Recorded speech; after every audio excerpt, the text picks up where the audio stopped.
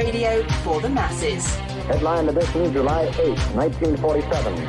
The Army Air Forces has announced that a flying disc has been found and is now in the possession of the Army. If the game is rigged, change the game. Game changer. I occasionally think how quickly our differences worldwide would vanish if we were facing an alien threat from outside this world.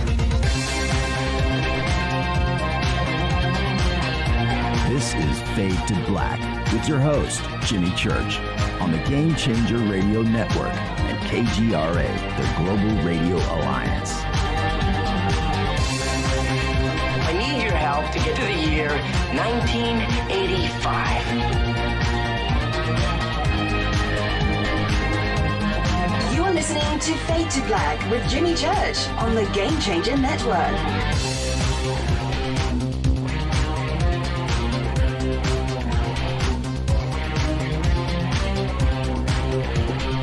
Good evening. Fade to Black.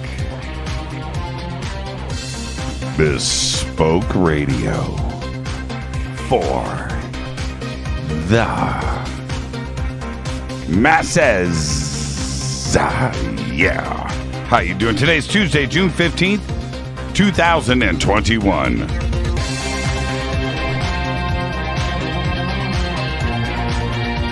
167 days into the new year. Only 198 days left. We are live from a bunker somewhere in the middle of nowhere. A total undisclosed location, but it is beautiful. That's right. I would like to welcome everybody listening all around the world, all across the United States. Hither and thither, to and fro, back and forth, up and down, east and west, north and south, far and near. This is Fade to Black for KJCR, the Game Changer Network, and KGRA, the planet. I'm your host, Jimmy Church. What is cracking, everybody? How you doing? Yeah. What a great week on the show. 3 first-time guests. Last night, James Keenan. Tonight, N.K. Kranda. Very excited about the show tonight. She is here to talk about her 10 years of experiencer research, trauma, PTSD. We're going to go through all of that tonight. Very excited, very timely topic with everything else that is going on. Very excited about this conversation. I spent a week with NK. Very cool, very bright, very smart. Feet are on the ground, and she is in it. She is in it to win it with this UFO community, and very excited about tonight's show. And then tomorrow night, Trey Hudson is here, another first-time guest, and tomorrow night we're going to talk about The Meadow. His book is called The Meadow Project. The links are over at jimmychurchradio.com. You can head straight over to Amazon and check that out. We will discuss The Meadow tomorrow night. Last night, Blind Frog Ranch. Oh, wow. Great show. James Keenan, incredible researcher. And something's going on up at Blind Frog. Tonight, NK. Tomorrow night, Trey Hudson. Then Thursday night, for now, is another Fader night with open lines all night long. All right, what do we do now? Everybody wants their own crystal skull, and if you click on Carolyn Ford's banner over at jimmychurchradio.com, you can go and get yours. Get your first, get your next. Add something to your collection. The Einstein, the Crystal Skull website is right there. Click on it. The promo code is Jimmy, and you will get 10% off of your next Crystal Skull order today. So go and visit Carolyn Ford. She has the very best. You can follow me on Twitter. That's right, at JChurchRadio. Come and hang out with me on Twitter. I have been posting all day pics from UFO MegaCon. And I'm only through, I just got through all those pics that I posted. And I'm sure that everyone's like, man, no more. That's just the first row. I have got so many pics to post, and I'm going to be doing that all week. We had a great time out at UFO MegaCon. I wish I was still there. That was a first-class event. It was totally awesome. So anyway, you can go and check out all of the... Oh, I just posted... There's Ronnie Dawson.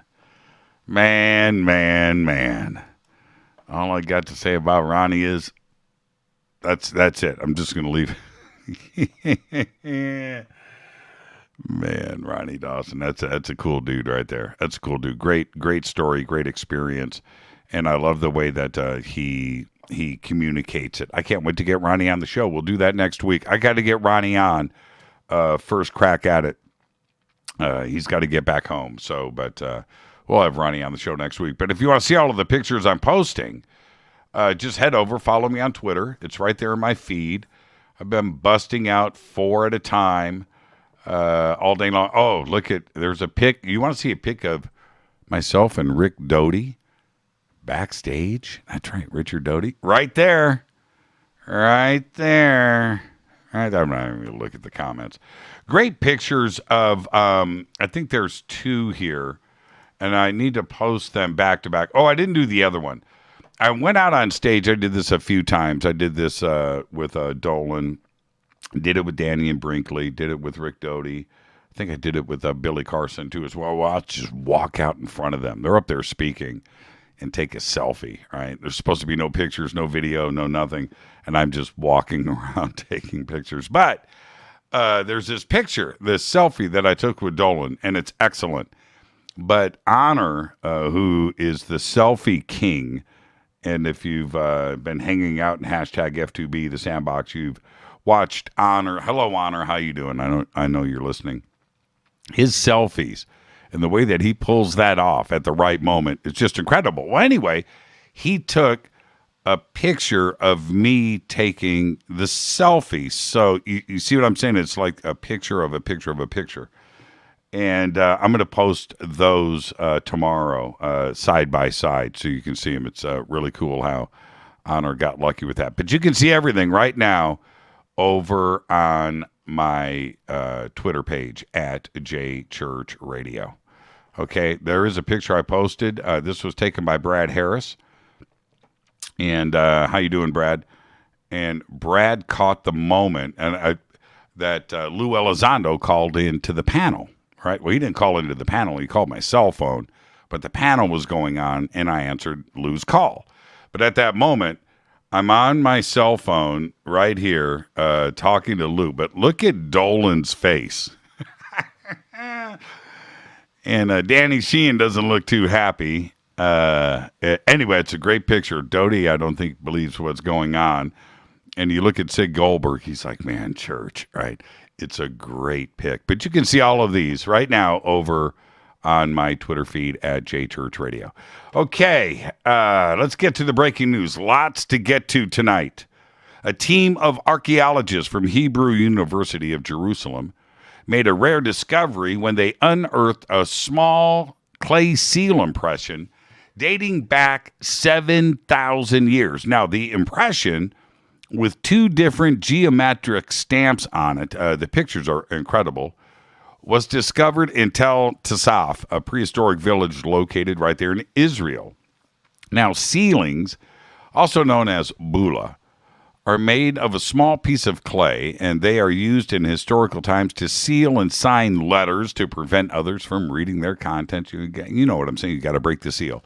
The sealing found in Tel Tassaf is particularly significant because it is the first evidence of use of seals to mark shipments or to close silos or barns.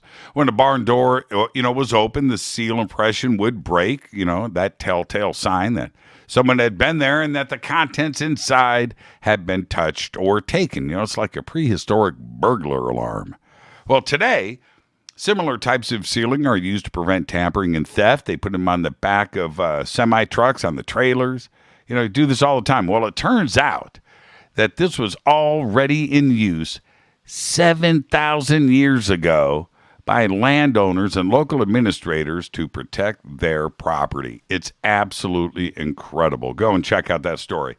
NASA, back in the news, always in the news lately, but NASA is seeking proposals for 2 new private astronaut missions to the International Space Station as part of the agency's efforts to open space to more people than ever before. With these opportunities, the U.S. commercial companies will continue to play an essential role in establishing a sustained presence in low Earth orbit through the agency's commercial LEO development program. The first targeted flight opportunity will occur between fall of 2022 and mid-2023, and the second will occur between mid-2023 and the end of 2023. Check this out. Proposals are due in like 2 weeks. Friday, July 9th, NASA will host a pre-proposers conference to field industry questions related to this announcement on Tuesday, June 22nd. Today is June 15th. This is going down now. Very exciting. Now, I'm gonna leave you with this. It's pretty incredible. This kind of changes history. Like, seriously. According to a new study, Antarctica may have been New Zealand's indigenous Maori people discovered by them before the Western world. Now, listen to this. Maori voyages to the southernmost continent may have dated as far back as the 7th century. Long before Europeans made their way there in the early 19th century, according to research published this week in the Journal of the Royal Society of New Zealand. The first confirmed sighting of mainland Antarctica has long been attributed to the Russian expedition back in 1820. We all know about that. And the first record of a person stepping onto Antarctica is credited to an American explorer in 1821. But now it appears that the Maori beat that by around 1,300 years. Incredible. History has now been changed. So let's get this show cracking. Happy birthday to today, Ice Cube. Ice Cube today, 51 years old. What's Ice Cube's best record? Now, listen. If I have my top 10 albums, right, of all time, top 10, don't know what they are, but if I'm going to go down my top 10, Ice Cube Death Certificate is on that list. That's all I got to say. No Vaseline. Ice Cube today is 51. Courtney Cox, well, in the movie Friday, by the way. Courtney Cox today is 56, still looking great. Neil Patrick Harris is 47. Slade singer and guitarist Noddy Holder today is 75. You thought Quiet Riot did it first with Come On Feel the Noise. That's Noddy Holder's song. That's right. That is a Slade song. Night Rangers Brad Gillis today is 64.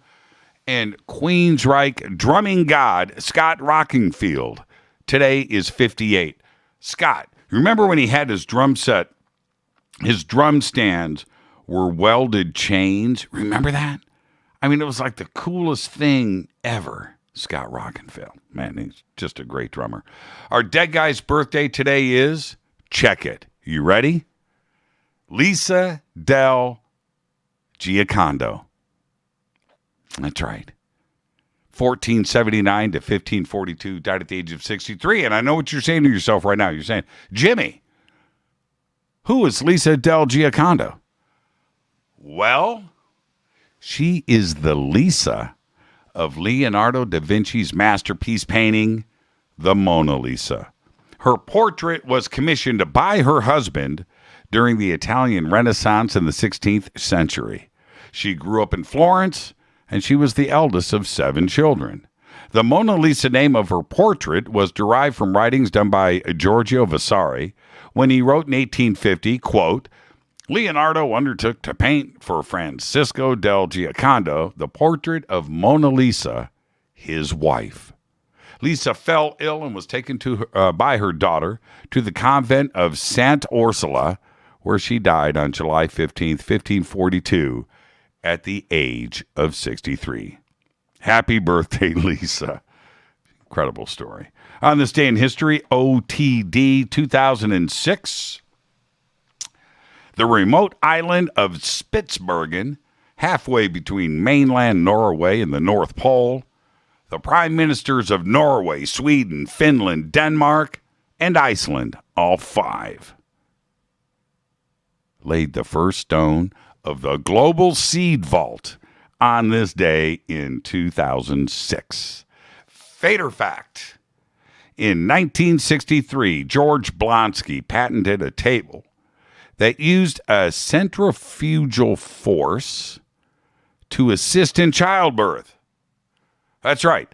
The mother would be strapped down and spun at a high speed, right? Until everything just, popped out. And the baby was then caught in a net. I'm going to leave it right there. That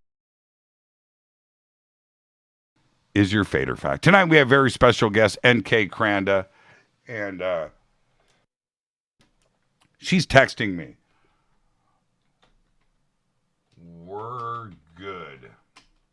See you in 15. I'm like, what are you...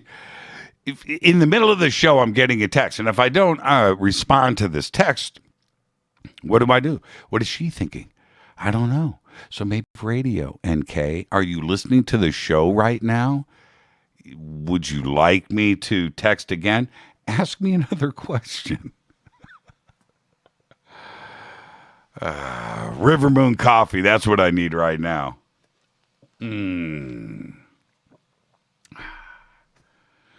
rivermoonwellness.com. Yeah. I cracked a joke years ago on the air. It caused all these issues. 5,000 emails. I'm not kidding. I think the number is 5,000. Played a Marvin Gaye song. It was on Coast to Coast. And I come back off of that, man. I'm like, man, what's going on? Marvin Gaye, it's an amazing song. But most people don't know. Marvin Gaye was sick that day. Gave me a call. He said, Jimmy, can you come in and sing for me? I said, yeah, Marvin, I'm there. And I'm speaking in my normal radio voice. I'm like, so I went in and sang what's going on. And the email, the thing, if people believed it. I was like, that was the last time I cracked that joke. I'm like, listen to my voice. Does it sound to you like I can sing at all? I can't. I'm going to sing What's Going On by Marvin Gaye. Maybe a Barry White song. I could probably go in and do some Barry. I could do some Barry. River Moon Coffee, rivermoonwellness.com. Coming up at the bottom of the hour, N.K. Kranda. Stay right there. Right now, I've got something to say. River Moon Coffee. All right. I need you to stay with me because here is something to think about. And let's start with this. Today, if you think of a crazy new electronic gadget, think of something. You just get it built. You can contract any number of companies who can take your idea, the design, then design it for you, right? Get you all of your electronic components, the chips, the circuit boards, design it, design the housing, make it look cool, and get you a prototype for whatever you want in a week. It's done. Whatever you want to do. You want to make one of these? You want to make one of these? Simple. It's easy. It's easy.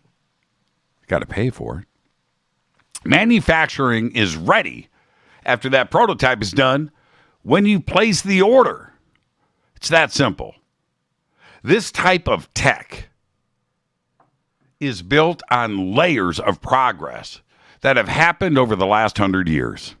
Graham Bell and Edison, all the way through Jobs and Gates, and to the point that high tech now seems pretty easy. And it is.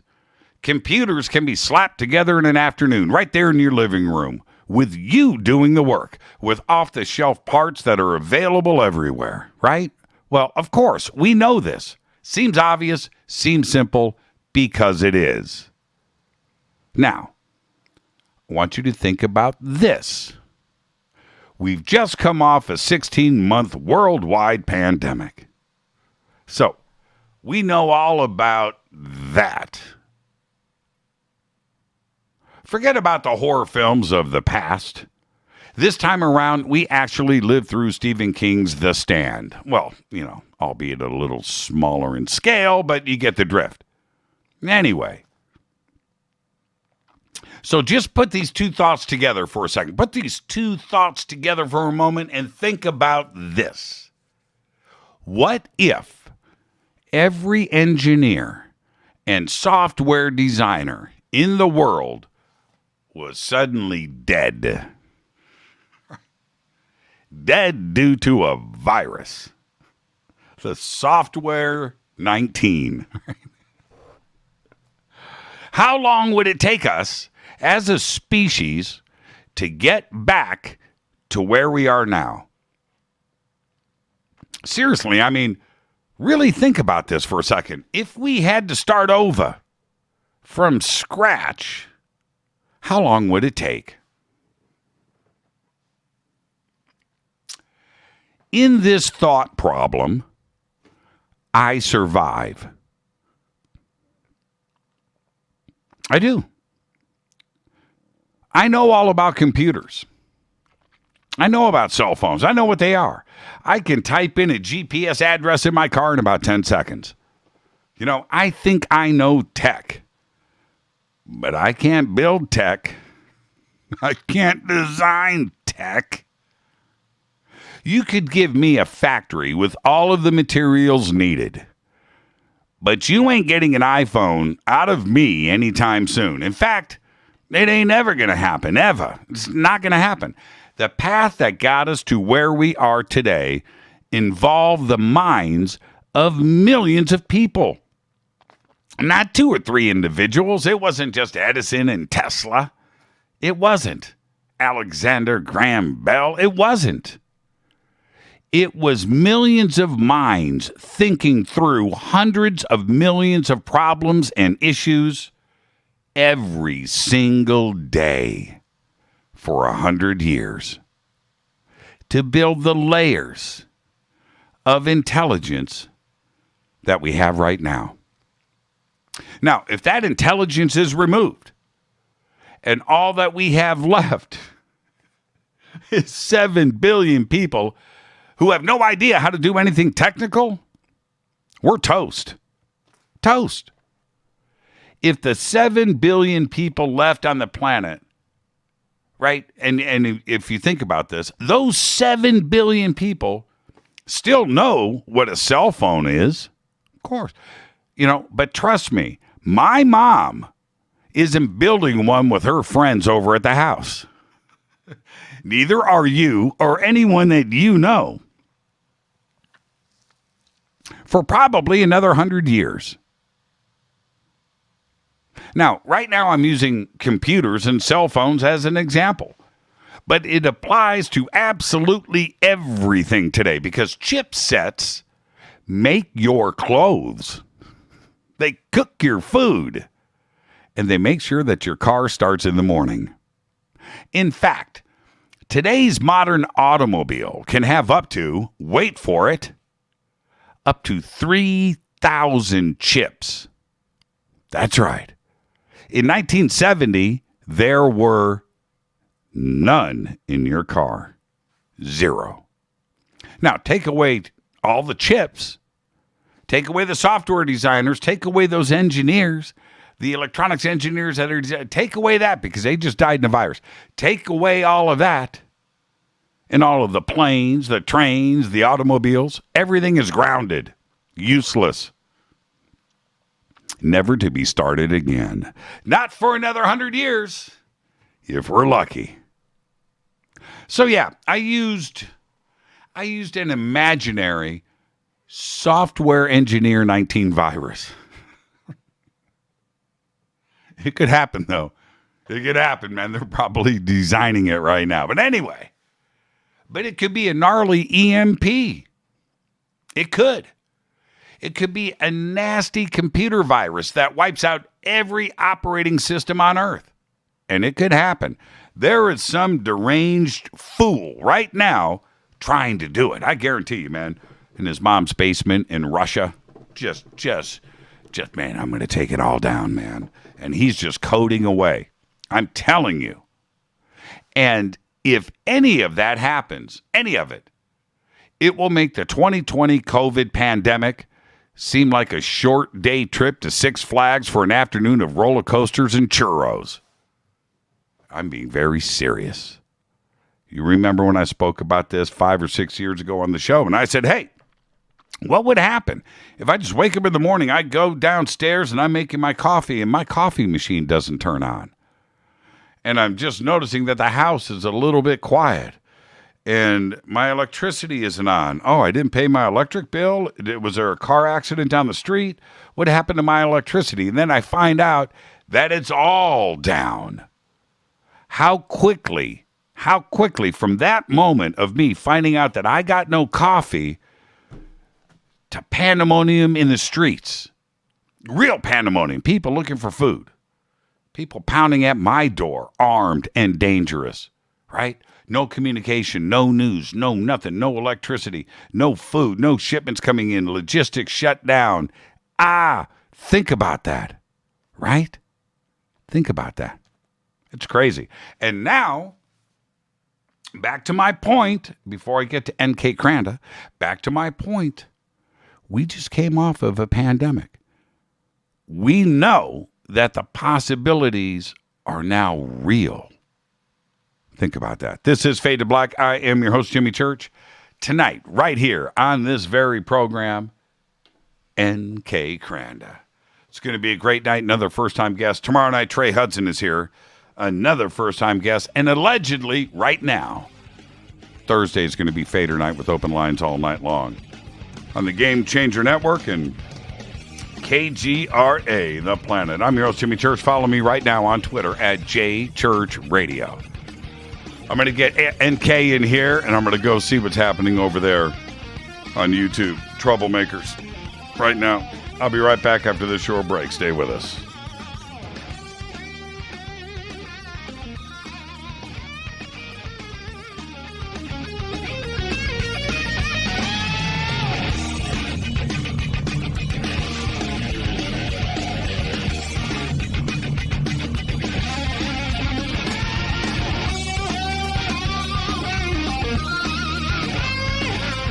This is Nicole Church, daughter of you-know-who, and you're listening to Fade to Black on JimmyChurchRadio.com and the Game Changer Network.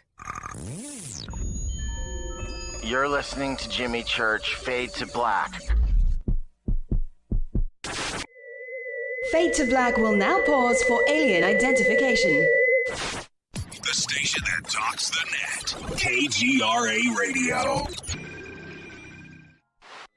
Introducing the Game Changer blend from Rivermoon Coffee that delivers a customized blend made specifically for the Fadernauts. If the game is rigged, change the game. It's a bolder cup with some bite. Game Changer is the coffee of choice for those that prefer an organic dark roast that is slightly lighter and milder, but it's still dark. With wild notes of pecans and chocolate with a rich, balanced, full-bodied cup that is roasted to perfection for a great coffee to start your day, as an after-dinner coffee or anywhere in between. Artisan, small batch roasted to perfection. USDA certified organic, all Rivermoon coffee is freshly roasted and packaged in the USA.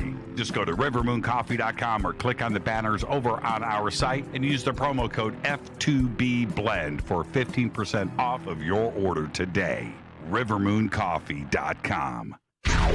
This is the only way forward. This is Fade to Black. Make contact. KGRARadio.com. This is Jimmy Church of Fade to Black, and you can get our podcast for just $2 per month. All you have to do is click on the podcast banner over at jimmychurchradio.com. Hi, folks. It's troubling times, and fear is pushing emotions, which in turn pushes health the wrong direction. Do you ever get an ache because life is uneasy? Try Life Change Tea at getthetea.com. Life Change Tea works on your digestive tract, helping to move food through quicker and comfortably so your health is spot on. Life Change Tea may not help with world issues, but it will help with your digestive issues. A glass a day helps keep the intruders away. So, change your life today. Log on to getthetea.com. That's getthetea.com. If your health game is off, get on by ordering Life Change Tea. Getthetea.com. And while you're on our site, look around at the great non-GMO organic supplements. And if you're a sales shopper, go to our specials page and see what's for you. I've been drinking the tea for 12 years and I'm sure glad for its health benefits. Again, that's getthetea.com. Getthetea.com. The tea that makes you go. Fadernauts. When you think about the future of our country and where we're headed, do you wonder about the food supply? I do. Disruptions in the food supply chain could be disastrous, and they usually occur with little warning. That's why the smartest thing you can do today is to stockpile emergency food, water, and other essentials. I personally recommend My Patriot Supply. They're the nation's largest emergency preparedness company, serving millions of customers for more than a decade. In fact, they're the only source my family trusts for our preparedness plan. You should too. Right now, save 20% off a full 4-week supply of delicious meals that provide 2,000 calories a day. Saving 20% helps too, doesn't it? Especially now. So go to preparewithjimmy.com and get ready. That's preparewithjimmy.com. There's no time to lose. Do it now. 9 out of 10 geneticists agree. Fade to Black is not your father's radio show on the Game Changer Radio Network and KGRA, The Planet. Hi, this is Rob Reiner from Anvil, and you're listening to JimmyChurchRadio.com. What's up? I'm Chris. What up? This is Kyle Massey. You're listening to Jimmy Church Radio.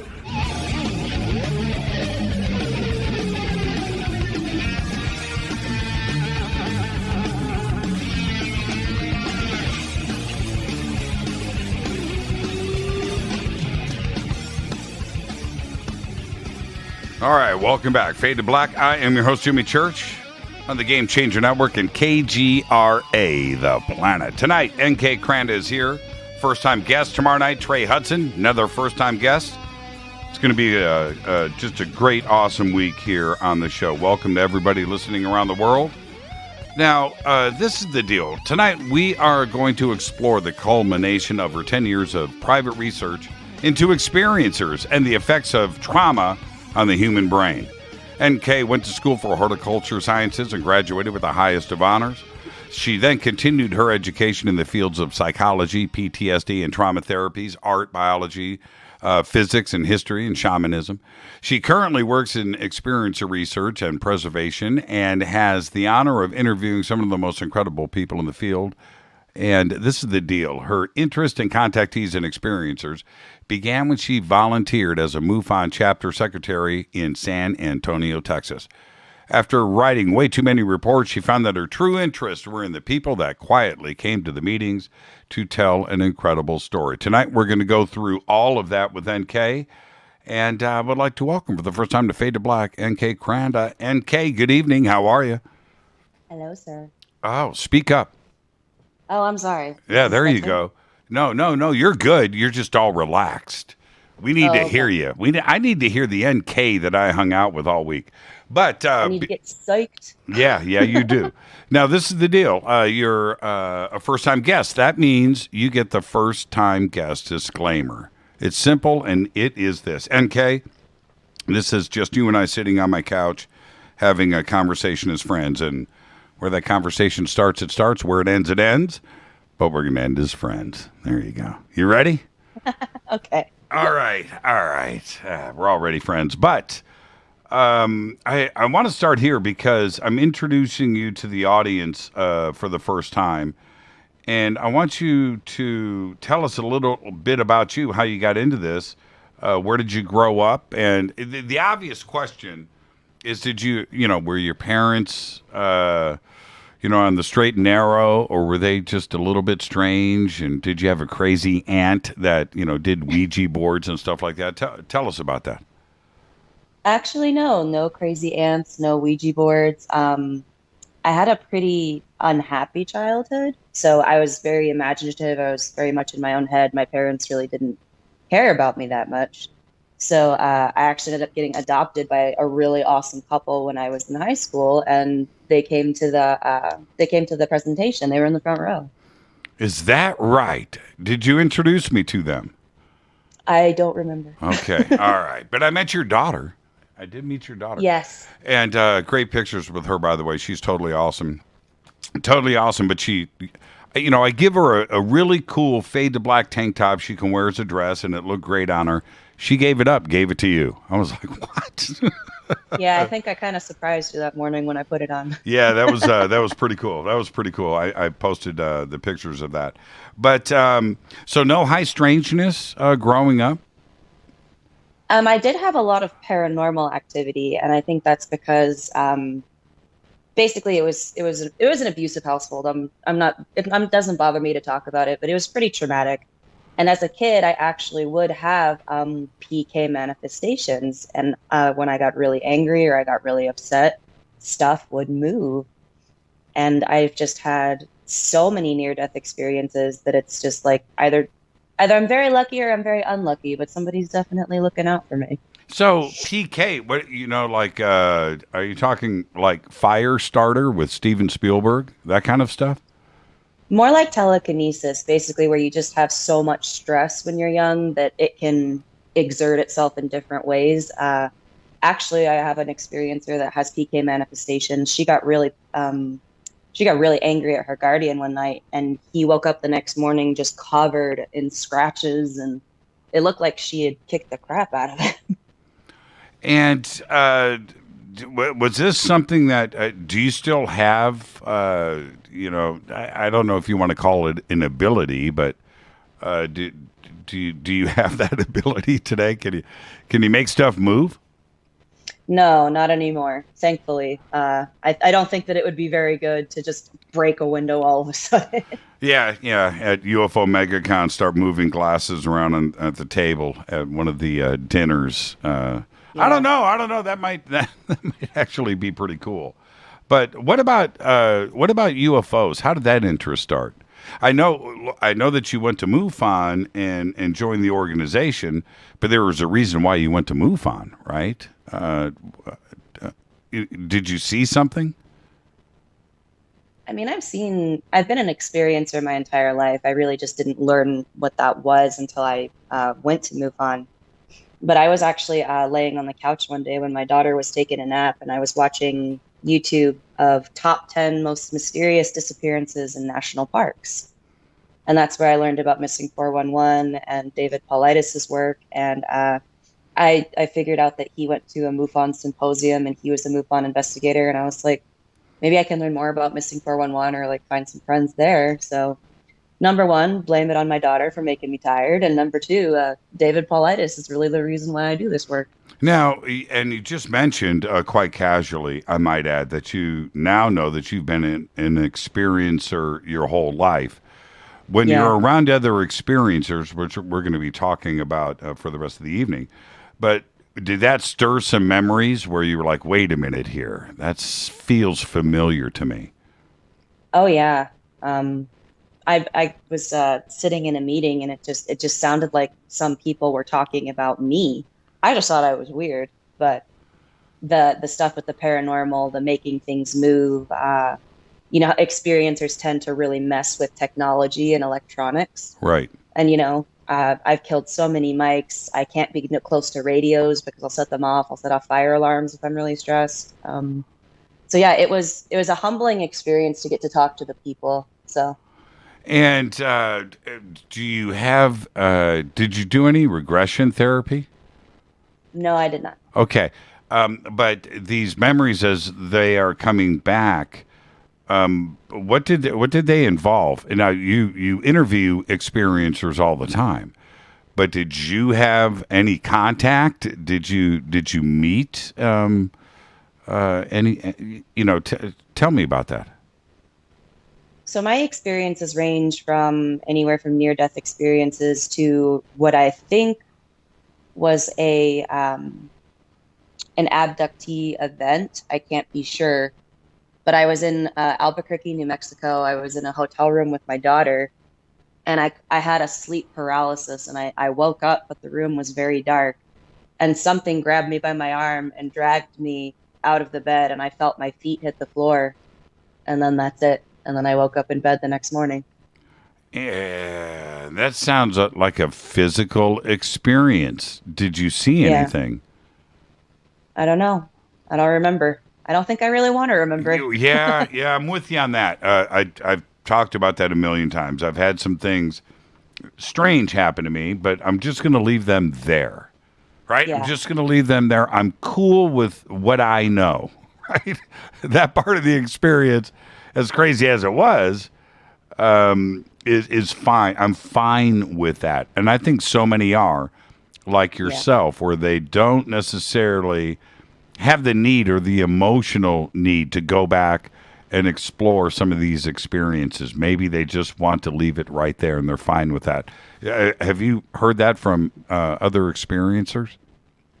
Yes. And to be honest, I do encourage it, because your brain, its only job is to keep you safe, and it blocks out those things for a reason. That's why I warn so many people about hypnotic regression. I'm like, are you really prepared to know everything and open the floodgates to what could possibly be a lot of trauma? And some people want to go through it anyway, and they just have to know. And then some people, they're content to just kind of tell me the details, and we can actually remember quite a lot just going over the experience. But yeah, I've never been regressed. I don't want to. And if I was going to, it would have to be with a professional. Now, what was it like to get involved with MUFON and to go to the meetings and to hear from so many different people, different walks of life, different backgrounds, and hear what they wanted to share? What was that like for you personally? So for me personally, I found it to be a very frustrating experience. And this is actually what started me with the preservation stuff, because I was just talking to people initially. But people would come into my particular MUFON chapter. They would be given a mic, very traumatic, very scary experiences. And, they're essentially stage fright, like shaking, trying to talk about it. And people were interrupting them. People were asking them questions. People were just being very judgmental and rude. So I started staying after the meetings, and I was like, look, if you want to talk, like, I'll stay late for you. And that's how I found an original Rendlesham experiencer that no one had ever talked to before. Like, they just didn't talk to him. It was insane. And now, you're right about the stage fright, and you're up in front of other people. Nobody is comfortable with that. Well, I am. Just give me a microphone. I'm ready to go. But others, really, they freeze up.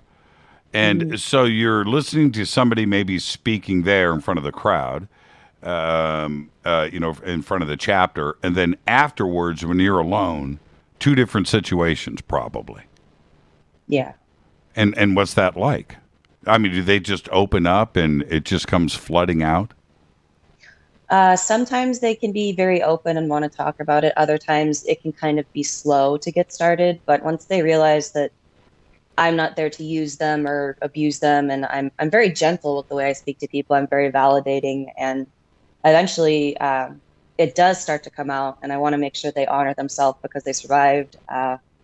It can be a pretty activating event for them. A lot of the times they start to cry. Like, I always offer to give them hugs if they're comfortable with hugs.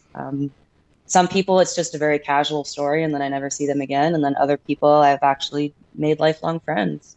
And there's another component to this, NK, which is the UFO community. People are drawn to it because of their own personal experiences and their own reasons, right? They're out there searching for answers.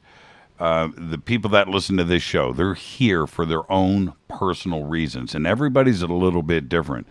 But you find out something in the UFO community that sometimes their version of the story is the only one that they want to listen to. And absolutely. And they are right and everybody else is wrong, when this should be a community of just open community. When you think about what we're talking about and what brings us here, you would think it would just be openness and oneness and fun, and it's not that most of the time. And then what happens because of that is people don't talk. People don't want to get embarrassed. People don't want to get attacked, and they end up keeping the stuff inside of themselves, which causes more trauma. Now we're in that catch-22 cycle, aren't we? Yeah.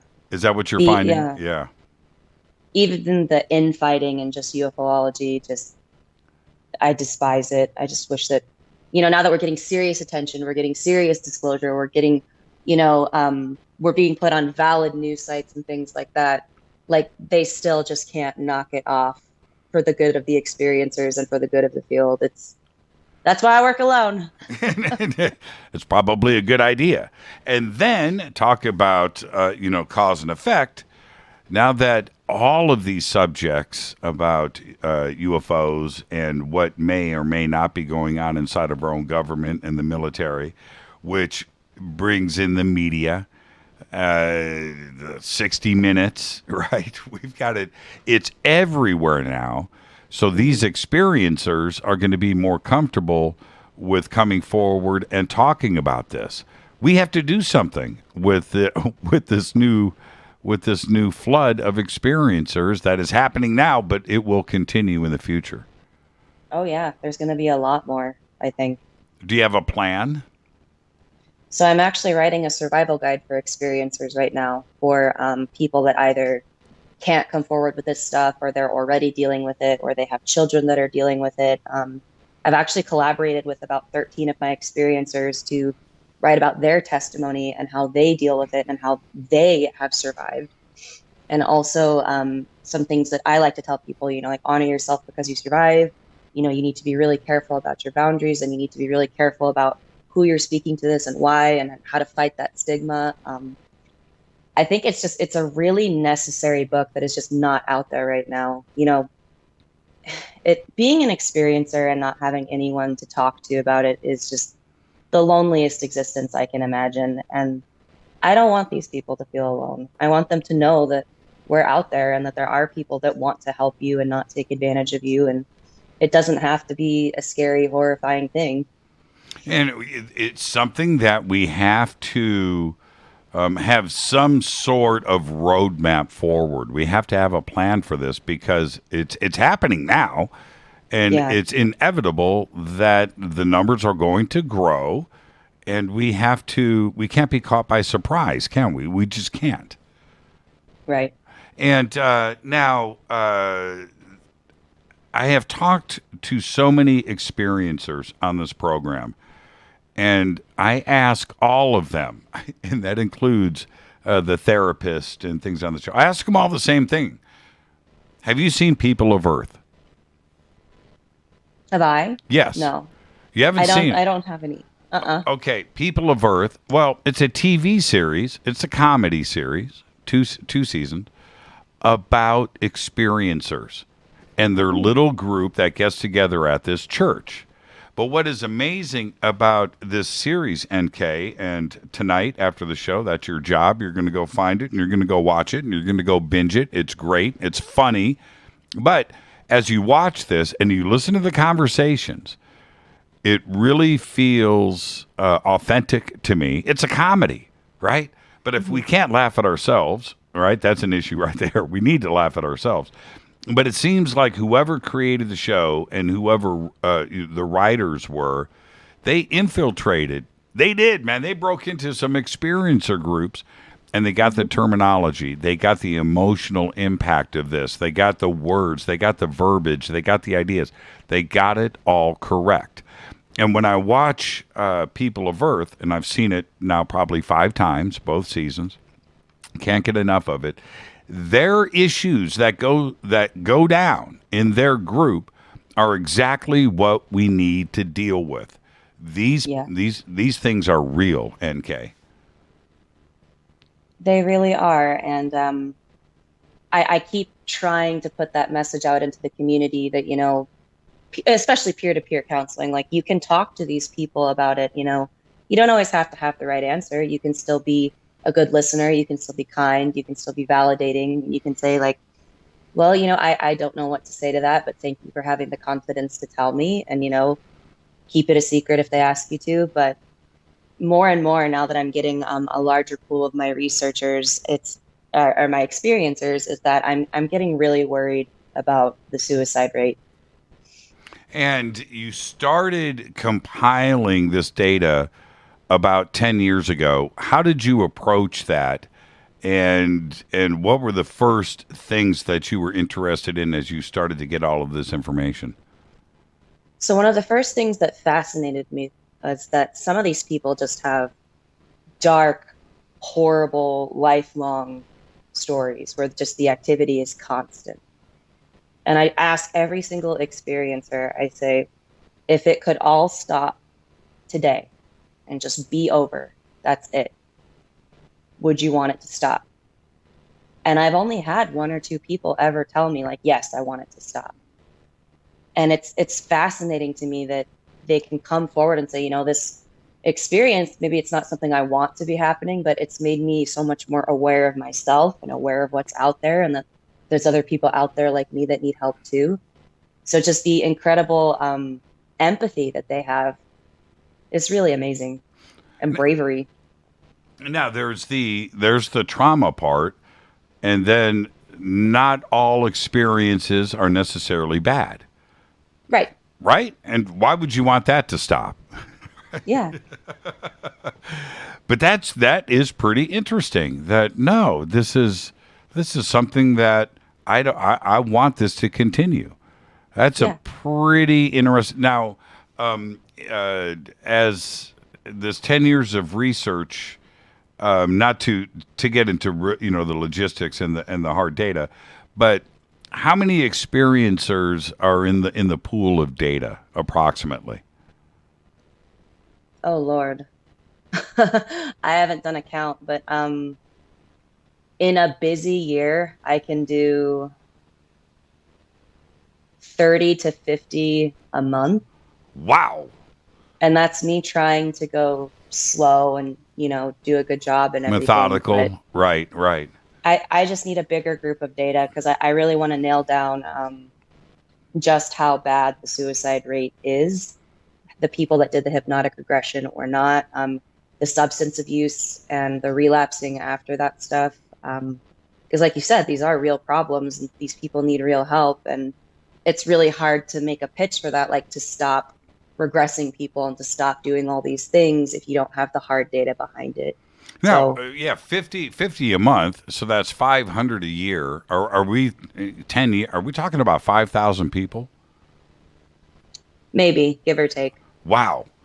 Okay. Well, that's if you're going to that's a much bigger number than what I thought. And what's interesting with that, we all know Yvonne Smith, and I had her on the show a couple of months ago, and that was one of the questions I had for her. She's had her experiencer group going on since 1990 or thereabouts, right? So 25 years and 30 years now. And I asked her, I said, now your group is closed in that you have to be invited in, right? I said, but how many people, contact you? She said the numbers are growing. Sometimes it's 10 a week. Sometimes it's 10 a day. But the amount of people that are approaching me for help and would like to come into the group and talk with us is the numbers are blowing up right now, and they almost match what you are suggesting right here. That is a big number, and we're just talking about you and Yvonne Smith, not the rest of the country or the world. So this number is a big number, isn't it? It really is. There's a lot more of us out there than we know. And I think the best of us are still out there, honestly, the best researchers, the best experiencers that just can't or won't come forward yet. And I completely understand with the stigma and everything, but I'm really excited to see where this goes within the next year to 5 years, because hopefully with the book out, I'll be able to, give them the time and the energy that they deserve, instead of just like a 1-minute interview and then we're done. But yeah, sorry to lose my train of thought, but I like Yvonne Smith. I think she's a great lady. Obviously, I don't think that all people that do hypnosis are bad. It's just that not all of them are medical professionals and not all of them have an aftercare plan. And you don't want to just open up all that trauma and just say, okay, have fun. And go do your life now. Yeah, exactly. And that is the point. We're going to head to a break right here. When we come back, I want to get back to the survival guide. But that's the other part of this. If you're an experiencer, what do you do? Who do you call? How do you check on somebody's credentials? I get emails every day about this. You know what else I get all day long? I got probably 5 today. I'm an experiencer, Jimmy. I want to come on the show and tell you my story. I get every single day. Every single day. I get that. Where do people go? What do you recommend, the first phone call or the first website? What should somebody do? I just suggest telling someone that you trust. Start with, a friend, a family member. Say, hey, you don't have to have a reaction. You don't have to have an answer to this, but I really want to talk to you about this. Because the more you start believing your own story and hearing your own voice, the easier it's going to be for you to make those transitions and start to come to terms with this stuff. But a lot of people go to MUFON. A lot of people get encouraged to go to hypnosis. But if you don't have a friend or a family member that you trust to talk to, surprisingly, there's a growing number of certified therapists out there that help with this stuff as well. And they won't lock you up. Yeah, right. Do you have a list? Can experiencers reach out to you directly? Yes. And what's the best way to do that? preserveyourexperience@gmail.com. And I also have a Facebook page. It's NK Kranda. And how many members are in your Facebook group? I don't know. I think I just have a personal page. Oh, you're just talking about your personal page, not a Facebook group. Yeah, I'm not that into social media. I gotcha. No, you are not. Let's take our break right here. Well, I called NK. I said, hey, what's your Twitter? Jimmy, don't have one. This is Fade to Black. I am your host, Jimmy Church. Our guest tonight, NK Kranda. We're talking about experiencers and her 10 years of research into PTSD, into trauma. And she is writing a survival guide right now. We went through number 1. We're going to go through this survival guide when we come back. Stay with me. This is Fade to Black.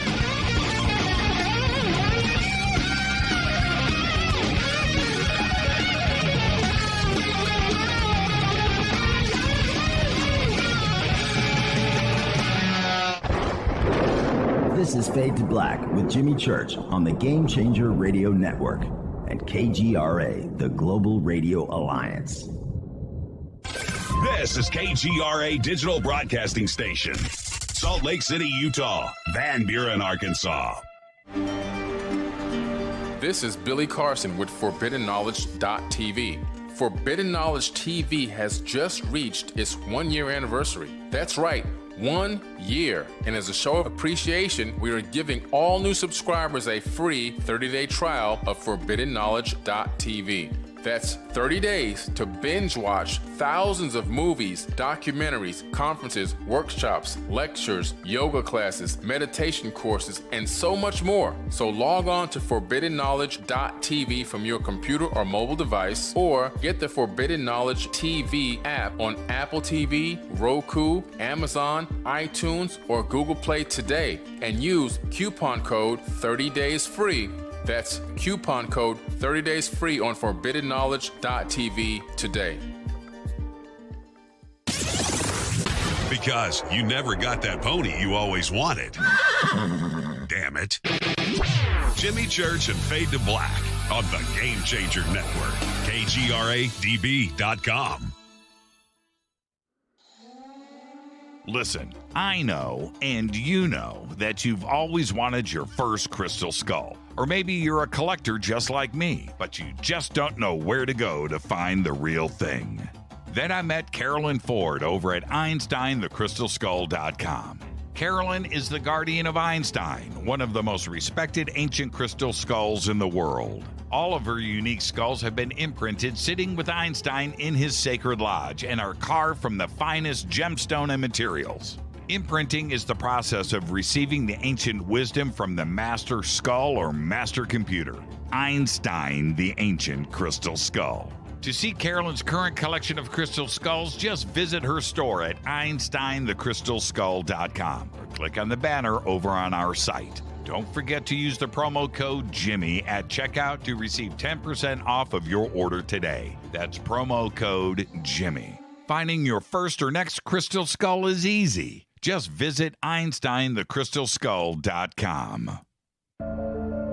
When you take the beans from Central America with dashes of Indonesian and African mixed in and then roast it to the dark side of fade to black, you create the ultimate brew of fringe. Introducing the Fade to Black blend from Rivermoon Coffee. Yes, Rivermoon's darkest customized roast was created for the love of Fade to Black. The alchemy of masterful roasting and smoking the beans is in every sip of this full-bodied, dark Java. I need my coffee dark, deep, with distinct bittersweet chocolate highlights, just like the bunker. Leaning further into the darkness of the roast is Fade to Black blend from Rivermoon Coffee. Just click on the banner at jimmychurchradio.com and use the promo code F2BBLEND for 15% off of your order today. Hello, I'm Katie, and you're listening to my main man, Jimmy Church, on jimmychurchradio.com. Hi, this is Ray Hobbs here, repping the planet, and you're listening to my good friend, Jimmy Church, Fade to Black, on the Game Changer Network and the KGRA digital broadcast station. This is Toby Kebbell. You're listening to jimmychurchradio.com. Don't hurt me, Jimmy. I'm only little. Hey, I'm Adrian Grenier. And this is Ari Gold. We're the Honey Brothers. Yes. We're of the Honey Brothers. Hey, I'm Adrian Grenier. And I'm Ari Gold. We're the Honey Brothers. And you're listening to Jimmy Church. The Revolution. This is Jimmy Church of Fade to Black, and you can become an official Fadernaut by just going to our membership section at jimmychurchradio.com. Hello, this is Serena Wright Taylor from Conscious Life Expo, and you're listening to Fade to Black with Jimmy Church, who holds the Lucky Pony record for the best astrological chart since 1963. True story. This is Micah Hanks of the Gralien Report, and you're listening to Jimmy Church on Fade to Black, across the globe on the Game Changer Radio Network and the one and only KGRA Radio, The Planet.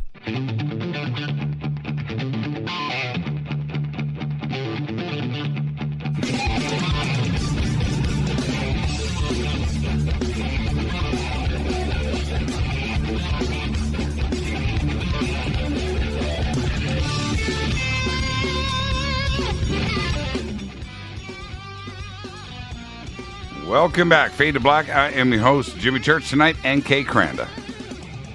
Talking about experiencers and her 10 years of research, trauma, PTSD. She even mentioned suicide rates, and we'll talk about all of that too as well. And she's putting together a survival guide. And I like number one. And how many steps in this survival guide do you think are going to be there? I actually wrote a code of ethics, so I'm definitely going to throw that in there, and it's very similar for experiencers and researchers, but one of them is if you survive it, you get to define it. And that's been a huge problem in UFOlogy, because people will come forward and they will tell you a story, and then researchers are so quick to just say, oh, that was a UFO, or that was just Sasquatch, or whatever. And I'm like, no, if you survived it, you get to tell me what happened. So that's definitely one of my first things that I'm going to discuss is if you survive it, you get to define it. And how do you define it? I think that's great. Define it? Oh, I have so many multi-phenomena experiencers. That's just why I like that umbrella term, experiencers, because it's a lot nicer than like, oh yeah, I'm a Sasquatch survivor or a Dogman survivor. And that's part of the data. Yeah. Yeah, it is. Wow, I'm a Sasquatch survivor. I have a friend that is truly a Sasquatch survivor. What a very traumatic. And I remember we had, and this is back to your point, we had a little dinner party over at the house, and there's probably 10 of us there, all friends. Everybody knows each other. And we knew about this experience. He called into the show one night and told us all about it. It was pretty incredible. But in front of us, sitting at the table, he was brought to tears. And it was so hard for him to relive it, right? Yeah. It wasn't that some physical trauma, which there was, but it wasn't that. No, it's reliving the experience, and you have to go through it. And I'm looking at him; he's a pretty big guy, and for him to get all emotional, I got emotional. It was hard for him to talk about it, NK. Yeah, definitely. He was a Sasquatch survivor. We can, kind of grin about it and think about it. But no, people go through this and they have to deal with it on their own terms. And here he is speaking to us, his friends, about it. And he was opening up, it was our own version of People of Earth, if you know what I'm saying. And you do need to do that. This code of ethics, do you have it with you? Okay. I put part of it on my presentation for the UFO MegaCon, but yeah, I can read some of it off. Yeah, to you. I absolutely want to hear it. Okay, so the first one is the biggest one. It's honor yourself because you survived. Right. The next one is do not allow others to exploit you, your experience, or your visitors. They're yours. Exactly. Well done. Number 3. Establish healthy boundaries for yourself and how others interact with you, and do not deviate from them. The one that we just talked about, if you survive it, you get to define it. Never let someone else tell you what happened to you or why. That one's a big one for me. It is a big one. We just talked about that. Yes. I get very angry when people try to tell experiencers like, oh, you agreed to this in another life. This is happening to you for a reason. Like, I just want to punch them in the face. You don't know how many times I've heard that. You don't know. Another one is fame and fortune can be regained many times, but honor and integrity can only be lost once. Bingo. Another one. The phenomena we experience is an interactive one. The closer you get to it, the closer it gets to you. And this one messes people up because it's in my fine print of doing a preservation. I'm like, okay, well, the more you start researching this and chasing this and trying to find out more about it, are you ready for your activity to possibly pick up again? And sure enough, either that night or a couple days later, they'll tell me like, oh no, they're touching my feet again. I'm seeing shadows again. Like I told you. And they do have to be prepared for that. I mean, there is there's another part to this where I think a lot of experiencers don't know if this is a dream. There's that part of it, right? They don't know. Then there's the other experiencer where it is a pure physical experience. They're awake. This happens. They're meeting, a little ET dude. And a craft and things, and where it's a pure physical experience, but no matter what, it's your own experience. How do you go back with somebody that isn't sure if it was just a crazy dream? They fell asleep listening to Fade to Black, right? They fell asleep listening to Fade to Black, and they've had a dream. They wake up, and it was so real to them that now they're questioning if something happened. How do we approach that? Absolutely. It happens a lot, actually. And I've had what I would consider experiences as dreams too, like prophetic dreams, just dreams of almost like being in a different dimension, but like my family and friends are still there, but it's like I'm living a completely different life. I think that dreams are valid as experiences, honestly. And the physical experience, which introduces more trauma, And how are people affected? Is it with the physical experiences or the ones where they're still trying to figure something out?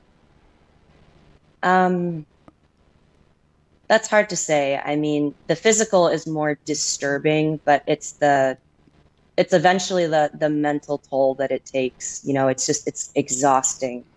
You never know when it's going to hit you. You never know when it's going to start. You never know when it's going to stop. Like, you know, if you're afraid of dogs, you may run into a dog every once in a while, but you can, for the most part, avoid dogs if you don't want to be around them. Experiencers have no control over when this stuff can happen to them. The suicide rates, when this data is in front of you and you're seeing it start to change, what is suggesting that, and how do you track it? So the problem that I've been coming across over and over again is that I do know people personally that I've done preservations for, and they wanted to keep going and they wanted to do the regression. And unfortunately, I found out a few months later that they had chosen to take their life. So that's something that's happened to me personally. And it's also become another question in my preservation stuff. If people have had hypnotic regression, I ask them, you know, well, how did you feel after that? Like, did you have aftercare? And they said that a majority of the time, their suicidal ideations went up 25 to 50% after regression. And that means that they are making a plan.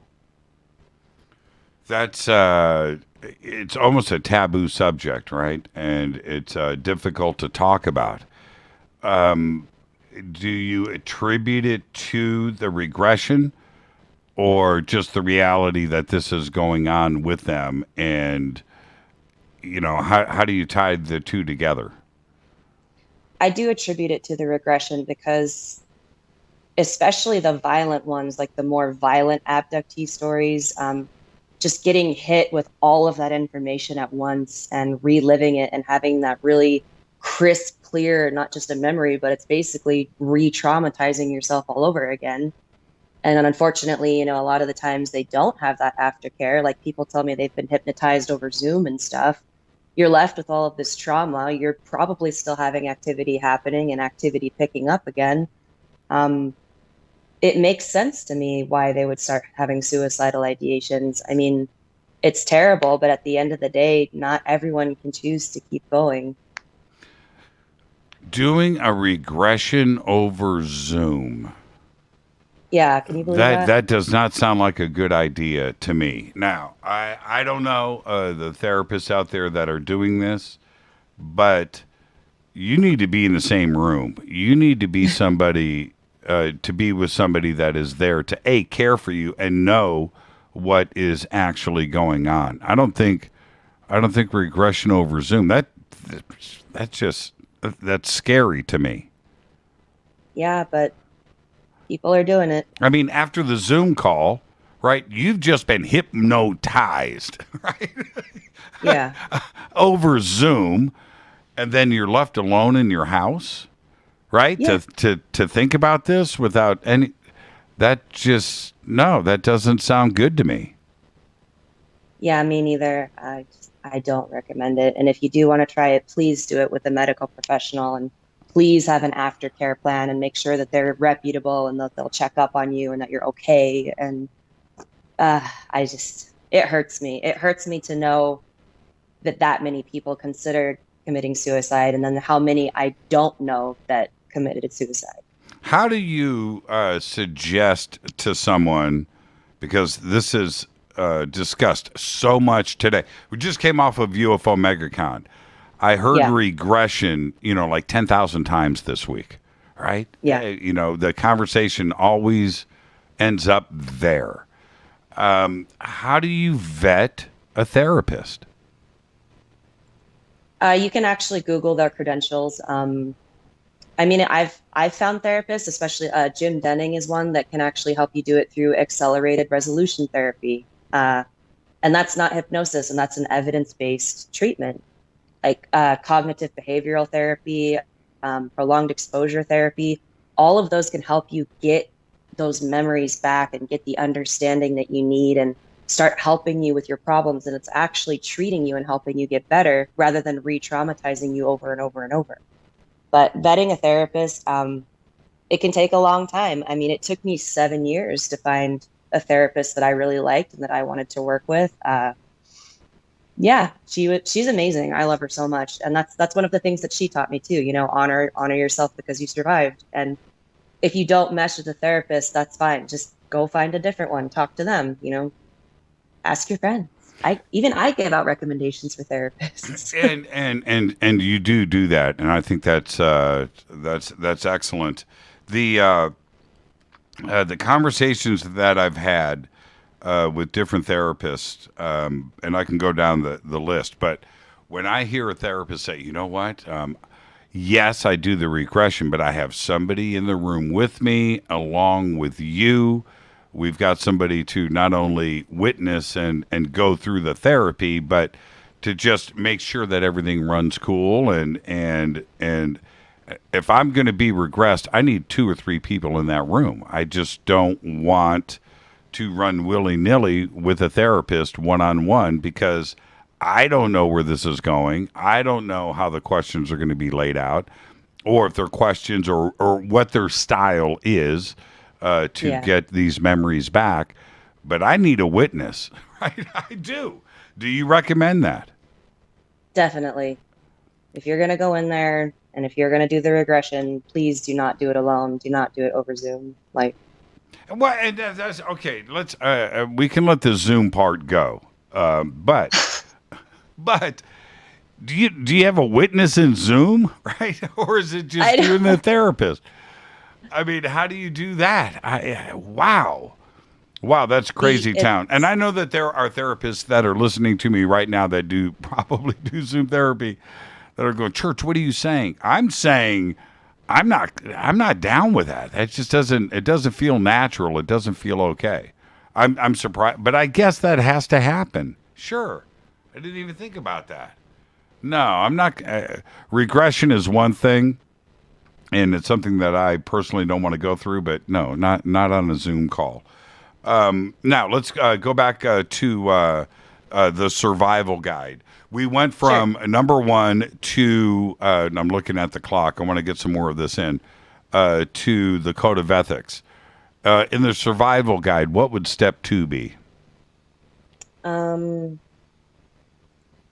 Well, I was just going through them, but a big one is be open to new ideas, new research, and new people, but never allow yourself to believe everything as the truth. Do your own research and make your own conclusions.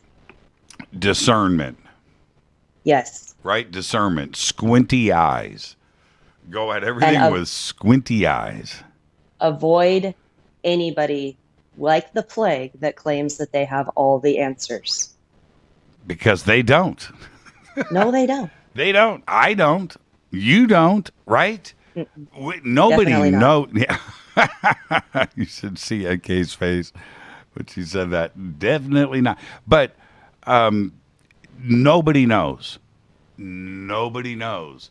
We have the UAPTF report that's coming out.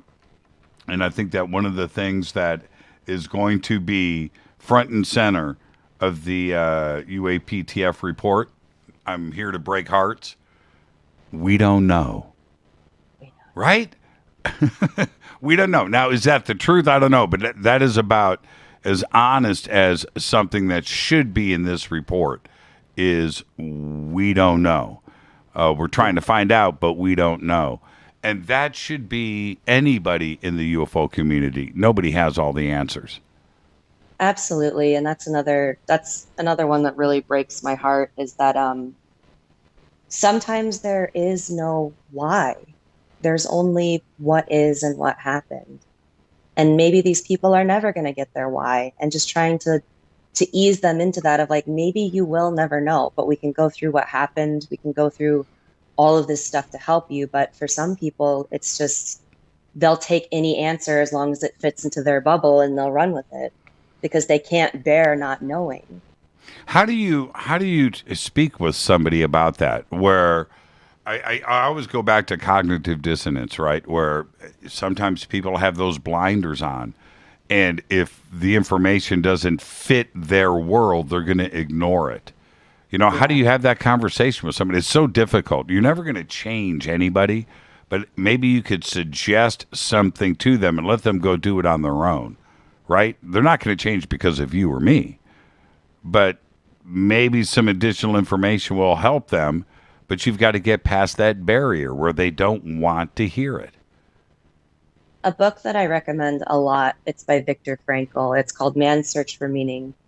And it's a psychiatrist that is taken into a Nazi internment camp. So they stripped away all of his titles, his medical degree. They threw all of his manuscripts in the trash. They killed his parents. He lost everything. And he really goes through this story telling you that as soon as people started to give up hope and they started deciding and making that decision that they weren't going to make it, that's when he saw people starting to die. So I recommend this book a lot because, number one, it's validating as hell, and it's a terrific read, but he really puts it into perspective of if you make a decision, whether you believe in the universe or not, or whether you believe in God or not, you very much influence your life based on those decisions. So I try not to be argumentative with them too much. I try to recommend that book. I try to recommend, obviously mental health, but sometimes there's just no changing people's mind, and you can drag them to the water, but you can't make them drink. Is there a typical experiencer? As you gather 10 years of data, is there a typical experiencer?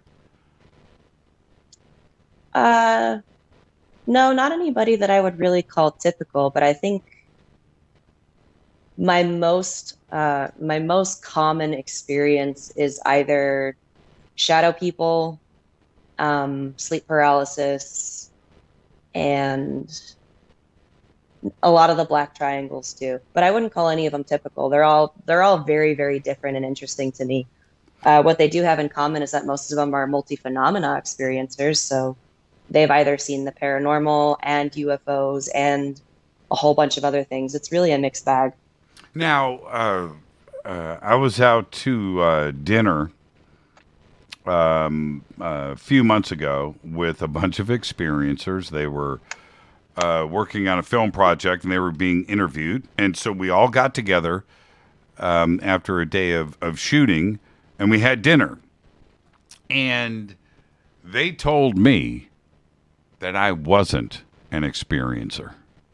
Right? And now these are my friends too as well, right? Breaking hearts. And I said to them, I want to be an experiencer. And they said, Jimmy, you can't. You need to be bop, bop, bop. This is what you have to go through. Have you gone through that? I don't know. Maybe. I'm not sure. So how do you define that? What is an experiencer? I thought I was, but apparently not. Of course you are. It literally translates down to someone who experiences. So I always ask people if they think they're an experiencer or not. Has something ever happened to you that you couldn't explain? Yes. Welcome to the club. You're officially an experiencer. All right. Well, that was easy. You got the NK seal of approval. Now, what and when it comes to the trauma part, again, there are good experiences, surely, but then there's the ones that aren't, and that's the difficult part to talk about and for people to understand. Because with that, now you've got the hybrid program, you've got the removal of eggs, and you've got possibility of, children out there. So you have that. And if you are removed from your home, right, from your car, walking down the street, that's not cool, right? That's not cool. That to me can be a very negative experience. How is that divided up in your research, where some are cool, they're happy, it's fine, their experience was a good one, and then there are those that are like, you know what, nah, it's not fun for me at all. There are things that go down that shouldn't happen to anybody. Do you have a number? Well, my specialty is experiencers with PTSD and trauma. So a majority of them are are pretty difficult to hear. It's very hard to share that space with someone, and I'm happy to do it. But then again, I have run across the odd one or two that's like, oh, I had a perfect childhood, a perfect life, perfect career, and I saw a UFO, and that was it. And I'm like, cool, that's nice. How easy is it for somebody to speak to you about something traumatic, right? Medical experiments, things and body parts and sexual organs are involved, and very, very difficult things to talk about. How easy is it for them to open up? It can be slow in starting, but once they work with me for a bit and we talk for a while, I'm very gentle. People tell me that they said there's something about you that feels like home. There's kind of a knowing that they have. So they're able to very slowly kind of open up about it. And usually these experiences are attached to some other kind of activating traumatic event. I spoke about this at the presentation, that I had this theory that this is a fact, that when your brain experiences trauma, whether it be a bad car accident or domestic violence or something, your neural pathways will physically redistribute themselves in your brain. So that's science. Your brain will reprogram itself to say, uh-oh, that's a bad thing, avoid, avoid, avoid. So I got to thinking, I'm like, hey, what if that's kind of why so many more people are coming forward with this stuff, is because they had that bad car accident or they had that near-death experience. Their neural pathways rearrange themselves, and maybe they've activated some part of the brain that wasn't awake before, or, they talk a lot about junk DNA, and there's just so much about the brain that we don't understand. But I guess that's the only really typical thing about my experiencers, is that most of them, a vast majority, have some kind of traumatic activating event, and then the experiences follow. They're undeniably linked. Right. And when we come back off of the break, I want to talk specifically about some of the experiencers that you've talked to and their dramatic events, whether it is ET related. There may be the possibility of my labs and maybe some government interference on this too as well. And those experiencers go through stuff that it's just like the worst movie that you could imagine, right? Some horror film. But they're going through this, and that now they need to come out and speak about it. So I want to cover all of that when we come back. Our guest tonight, N.K. Kranda. We're talking about her 10 years of research into experiencers, PTSD, and the trauma. All that and much more when we come back after this short break. I'm your host, Jimmy Church. This is Fade to Black. Stay with us.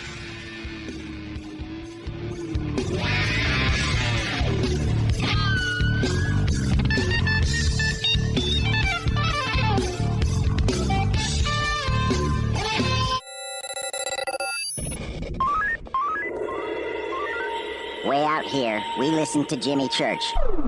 You're listening to Fade to Black. Always on the edge of the hottest alternative talk. Jimmy Church with Fade to Black. KGRARadio.com. ¿Qué tal, mis amigos? Yo soy Mario Carson, el tiburón, y los invito para que escuchen a mi buen amigo Jimmy Church Radio. ¡Claro que sí! Do you want to be an official Fadernaut? Of course you do. This is Jimmy Church of Fade to Black. Just go to our membership section at jimmychurchradio.com. Fadernauts. When you think about the future of our country and where we're headed, do you wonder about the food supply? I do. Disruptions in the food supply chain could be disastrous, and they usually occur with little warning. That's why the smartest thing you can do today is to stockpile emergency food, water, and other essentials. I personally recommend My Patriot Supply. They're the nation's largest emergency preparedness company, serving millions of customers for more than a decade. In fact, they're the only source my family trusts for our preparedness plan. You should too. Right now, save 20% off a full 4-week supply of delicious meals that provide 2,000 calories a day. Saving 20% helps too, doesn't it? especially now. So go to preparewithjimmy.com and get ready. That's preparewithjimmy.com. There's no time to lose. Do it now.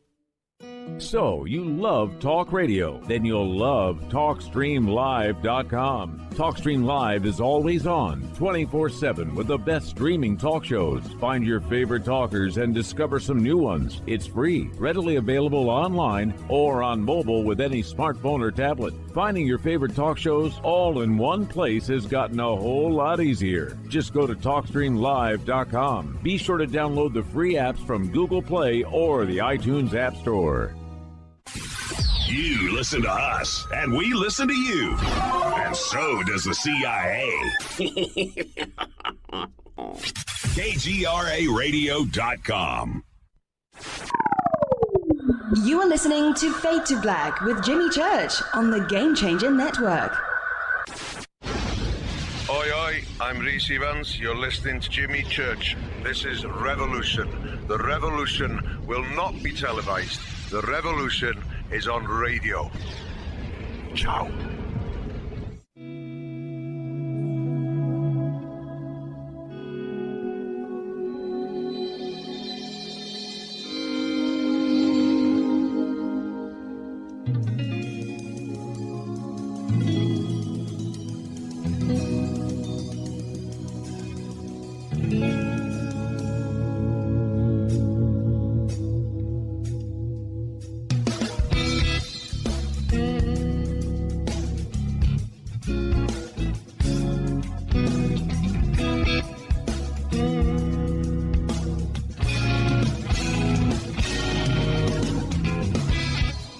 Welcome back. Fade to Black. I am your host, Jimmy Church, tonight. NK Kranda is here. More with NK in just a minute.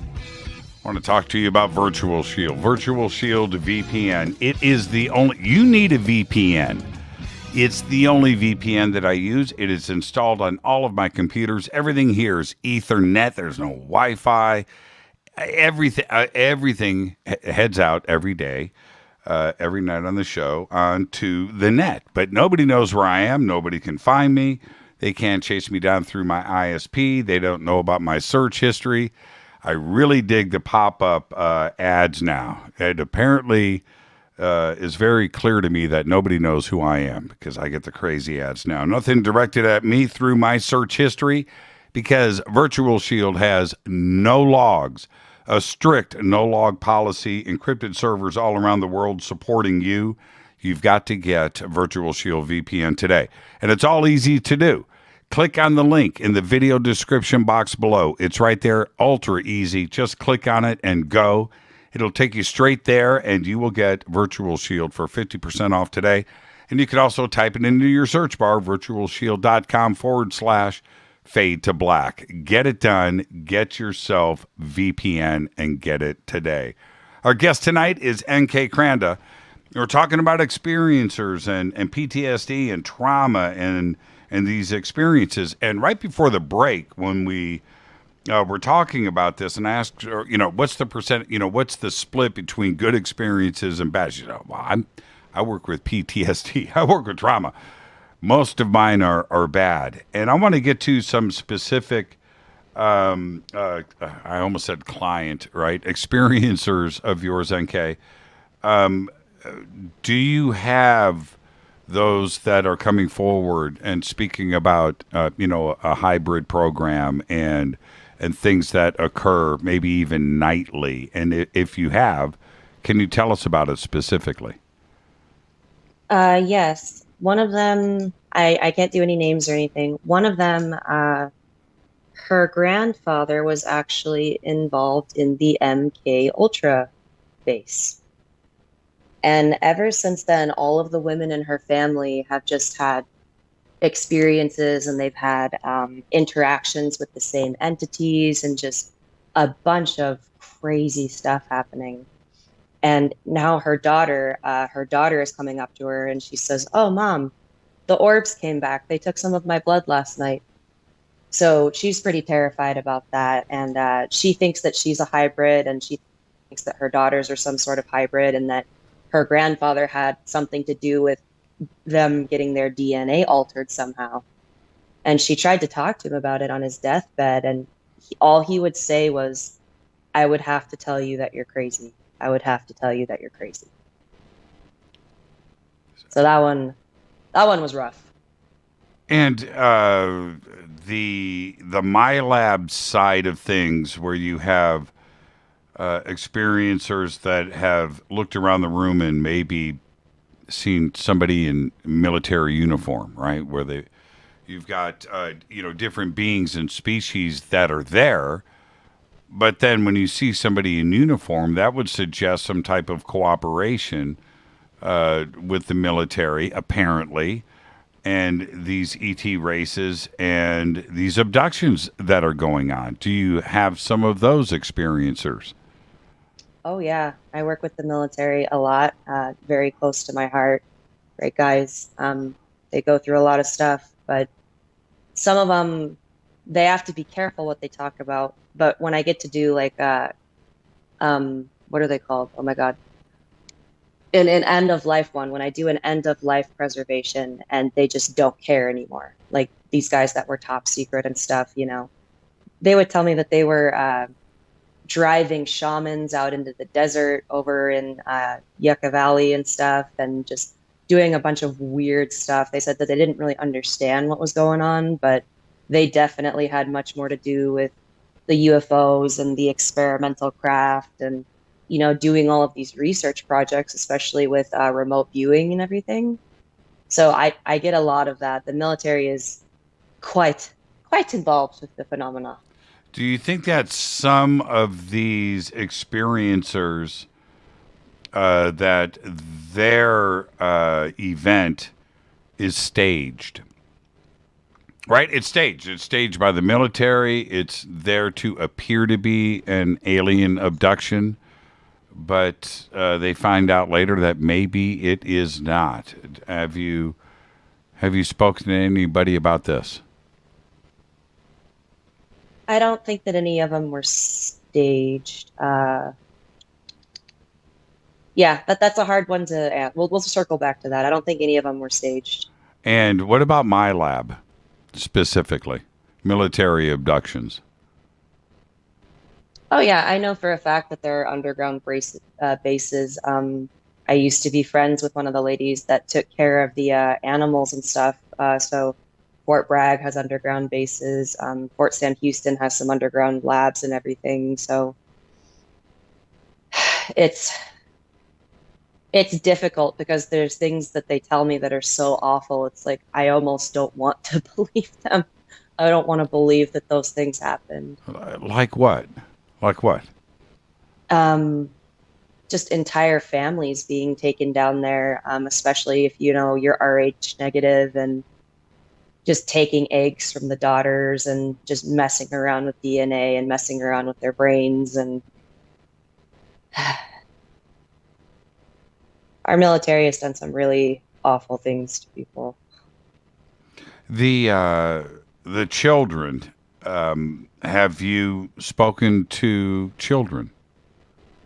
Yes. So I'm one of the only people that will actually work with children. So the 0 to 6 demographic is my favorite demographic because they don't have a lot of the social stigmas that adults do. They haven't been conditioned yet that all of this stuff isn't real and you're not supposed to believe in it and you're not supposed to be seeing these things. So yeah, I've talked to several little girls about it, where one of them had a portal that would open up in her bedroom, and she said that it would look like a military man, like a guy with a gun and everything. He would kind of come up and then he would look around and then he would leave. And she's being very descriptive. She's being very honest. She would have no reason to lie about it. Yeah, the kids are some of my favorite demographics, and especially their activating events too can be pretty fantastic. Like if they already have a predilection to sensitivities or anything like that, especially when they come forward into puberty with all of those hormones and stuff, their activity just explodes. How do you talk to a child about this? I mean, how do you approach that? I mean, I'm a parent. I don't know how I would have talked to my daughters when they were 5 right, 6 years old, about something like this as a parent, how do you communicate? It's not the same as an adult, obviously, but how do you communicate with them on such a sensitive issue?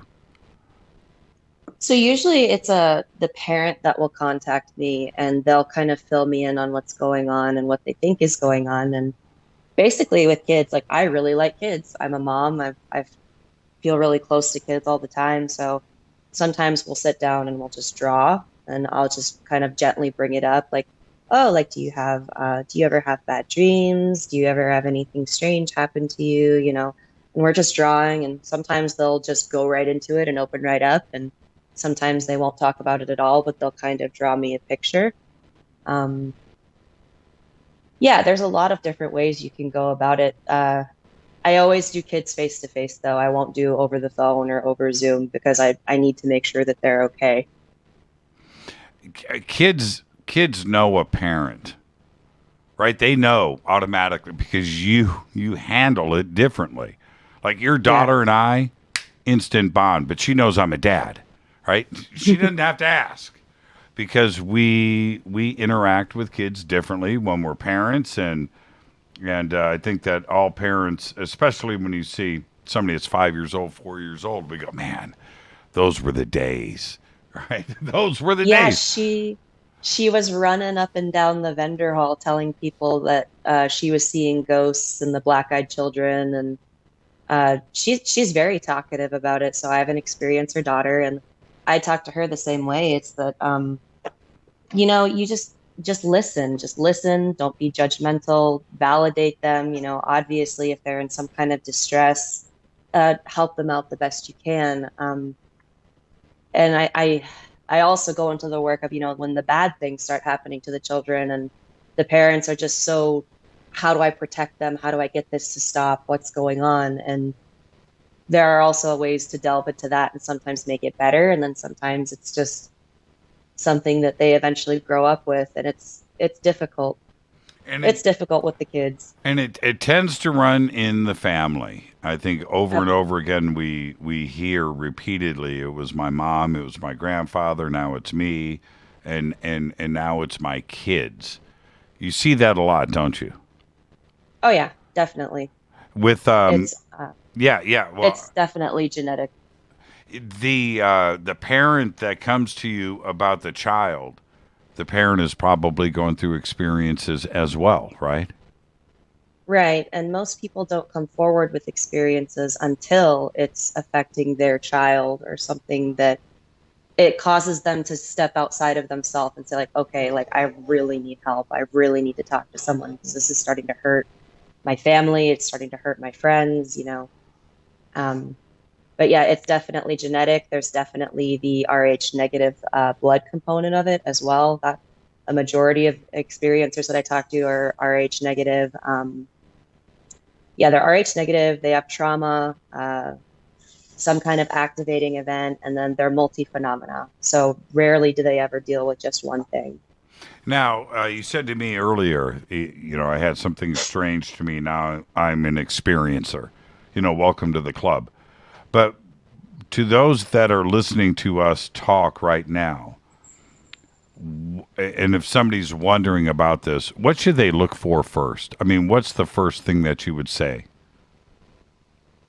I just ask them, has something ever happened to you that you can't explain? And I think it's a question that some people take mockingly, like, well, of course I've seen things that I can't explain. And then other people actually really do start to mull it over. So if they want to start to learn more about it, or if they're wondering if they're an experiencer, there's lots of different markers. Like, I learned about that when I was part of the experiencer research team for MUFON. So the Rh negative blood type is a marker. Another marker is that if you are of Germanic heritage, a lot of times that can be an activating thing. Really? Yes. I did not know that. Yeah, so MUFON will take these experiencers and they're trained to look for certain markers along the way in the story and with the people to see if it's a genuine account or not. And when we talk about generational, I want to address this really quick. You have the experiencer, but do you ask them about their parents and their grandparents? I do. And what happens? Most of the time there is activity, but their parents, most of them wouldn't talk to the kids about it very much. So there was a woman that her and her father had a missing time episode together in the truck where they were coming up over a hill, and then they both just kind of woke up in the car, and it was 2 hours later. And she's like, Dad, has this ever happened to you before? Like, what's going on? And he's like, it's happened a couple of times. Just don't worry about it. And I think that it runs along the lines more in white males, and then it's also very prevalent in like matriarchal stuff. So the grandmothers have a lot of activity along with the granddaughters, and sometimes they'll skip a generation, sometimes it's every generation. Like, I think it's kind of cool. Now, the RH part, I understand that. White male, totally get that part. But what about the ethnicity breakdown and the different ethnic groups? Can you speak about that? I can. It's kind of difficult because so many different people, like, they talk about the star people, and that's just it's a part of their lives, and it always has been. So they don't consider that an experience or aliens or anything like that. It's just the star people, and there's different tribes that, live and work and communicate with spirits and ghosts all the time. And to them, that's normal, and it wouldn't be considered an experience. But right now, unfortunate in ufology, it's kind of like an old white man's game. So a majority of the experiencers that come up to me are older white males and women, because they feel more secure working with another woman as an experiencer. And what about a Latino background or an Asian background? Do you see that too as well? Yeah, it's every ethnicity. I find that interesting. And coming off of UFO MegaCon, and I've said this about most conferences, I'm going to say that was 50-50. 50-50, male, female. I'm going to say that was split right down the middle. The attendees. Yeah. Yeah. Right? Did you see the same thing? Yeah. It was definitely, it was male and female. I think there were a lot of married couples that were there, but not very many young people. Not as many as I was hoping for. Now there was that component was a little bit missing. I was expecting a bit more, but we're off the end of a pandemic, and there's no telling who was going to show up this time around. But that's the other part. What about married couples? Do they approach you? There were a lot of married couples at UFO MegaCon that both were experiencers and both wanted to talk to me about their experiences. I had that every single day at UFO MegaCon. For you in your research with this 10 years of data, married couples? Yeah, I've worked with several. The one that comes out to mind the most was the husband that wanted to come forward and wanted to tell this story, not because he really wanted treatment or anything. He was just hoping that through my research he could eventually help someone with it. But him and the wife were both full-blown experiencers, but she was so terrified of it, like she wouldn't even talk about it. She barely spoke to me. Working with husbands and wives, it's interesting to kind of get a different perspective on the same phenomena, but sometimes there's just one that won't want to talk about it at all, and then there's another one that will talk your ear off. Well, and you're talking about PTSD and stress and trauma. It could probably break up a marriage, too, as well. Absolutely. So was that your daughter? No? My daughter? I said, is that her? But yeah, can it break up a marriage? Absolutely. So I'm divorced. I was married previously, and I noticed that as soon as I got into the UFO world and I was acknowledging my experiences and I was starting to become, this is happening to me, this is valid, this is happening to other people, it became a big point of contention in our marriage. And it just made no sense to me that I was like, you don't have to support my work, but at least you can support your wife, right? And he just thought that these people were having some kind of mental episode, that they were lying, they were just doing it for attention. And it was disgusting. I was like, why? Why would you say all of that? Why would it matter? But yeah, I think that was a contributing factor into why we eventually broke up. He did not want to deal with it. And the craziest thing is that he was a friggin' experiencer too. Is that right? Did you guys experience anything together? Oh yeah. Tons of paranormal stuff that you just look the other way. And staying on that, because, the couples that are listening to me right now, where there may be the situation where one is maybe doubting the other's experiences, and maybe the UFO community, and you've got somebody else that is supporting it. But now we've got the White House and we've got the media and everything where that spouse can say, hey, right? I'm not the only one now. This is what I've been on about. Now everybody is talking about it. Now what do you have to say? Where that, that puts their position absolutely stronger. And I don't know if validating is the right word, and I don't think anybody should look for validation with what is happening in the media, but certainly it would suggest that they are not alone and that others are going through this. So that component is now thrown in, and we have to deal with that too, right? Absolutely. But at the same time, there are those people where they just don't want to hear it. They just don't want to hear it. And it can be so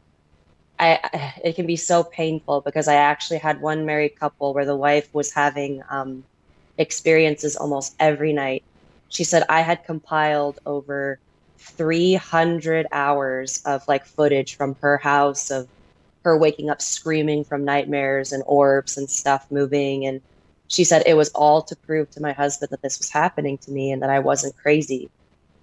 So they ended up splitting up anyway. And then he turned around and tried to use all of that evidence in court to prove that she was crazy so that he could get the kids. And I was just, wow. And that's real PTSD. How is she doing today?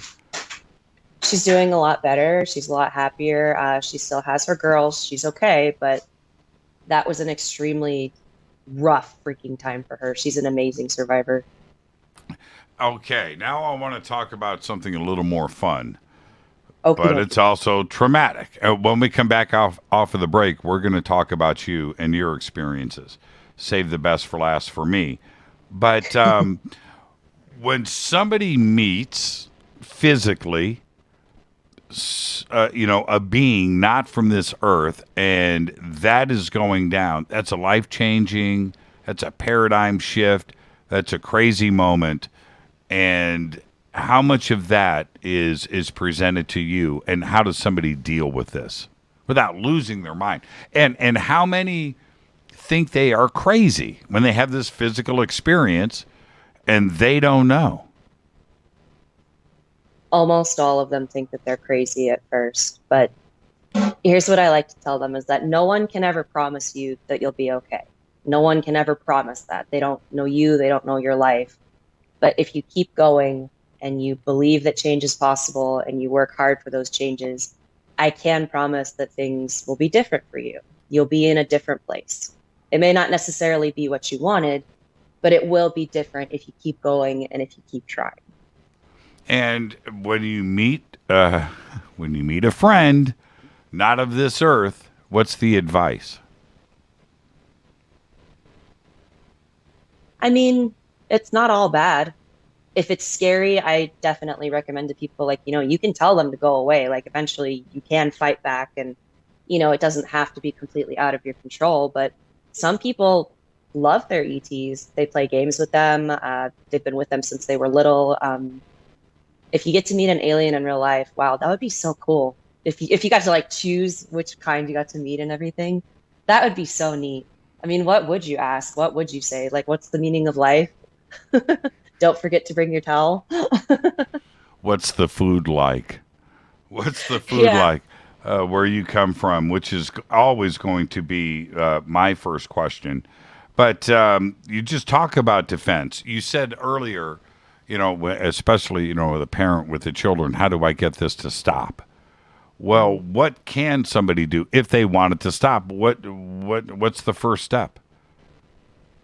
A lot of people try moving, and that either works or it doesn't. Unfortunately, this phenomena tends to follow them around.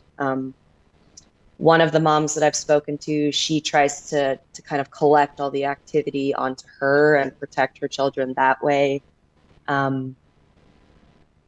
There are a lot of things people can try. What I don't recommend is like having someone coming in from a religious standpoint and trying to have the home like blessed or exorcised. That usually just makes things a lot worse. But definitely stress relief, as long as the kid they know that they're safe and that they'll be calm. The calmer they are, because I can't talk right now. The worst thing about it is that the more stressed you are and the more negative you are, it feeds this stuff like wildfire. So I tell them, like, okay, teach your kid how to meditate, make sure that they're getting good mental health, make sure that you're listening to them. A lot of the time they've tried doing like saging the house or smudging it. Sometimes that can help. It really depends on the phenomena that they're dealing with. But a lot of moms just really dug in their heels and they're like, this is my house. This is my kid. You are not going to mess with him anymore. And that works. Like, some moms are so scary that they can tell intergalactic bullies to go away. Yeah, my mom would. There's no question about that. Let's take our break right here. Let's get that in. Our guest tonight, N.K. Kranda. We're talking about her 10 years of research with experiencers, PTSD and trauma. When we come back, we're going to talk about her. This is Fade to Black. I'm your host, Jimmy Church. Stay with us.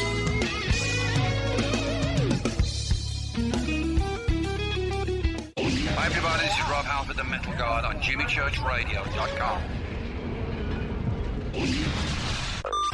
This is KGRA Digital Broadcasting Station, Salt Lake City, Utah, Van Buren, Arkansas. Why is it we're not very good with our health regimen until it's too late? We don't put oil in the car until the engine blows up. When the body's out of balance, your health is not so good. Give your body some love. Log on to getthetea.com. That's getthetea.com. Try our Life Change Tea, which cleanses you from harmful intruders. A clean colon is one of the ways to bring the body in balance. We also carry organic supplements to help you get where you need to go. So do your body a favor. Log on to getthetea.com. That's getthetea.com. You can even visit our sales page to save some dough. Does anybody call money dough anymore? Anyway, if you're looking for short, helpful health tips, go to YouTube and punch in Health Matters Now. That's Health Matters Now. So, log on to getthetea.com, shop, get balanced, then learn some cool tips at Health Matters Now. You'll be glad you did. That's getthetea.com. Your contact for current news and trending topics. KGRARadio.com. This is Jimmy Church of Fade to Black, and I only drink Fade to Black blend coffee from River Moon. Just click on the River Moon Coffee banner at jimmychurchradio.com. Promo code F2B Blend. This is the only way forward. This is Fade to Black. Make contact. KGRARadio.com.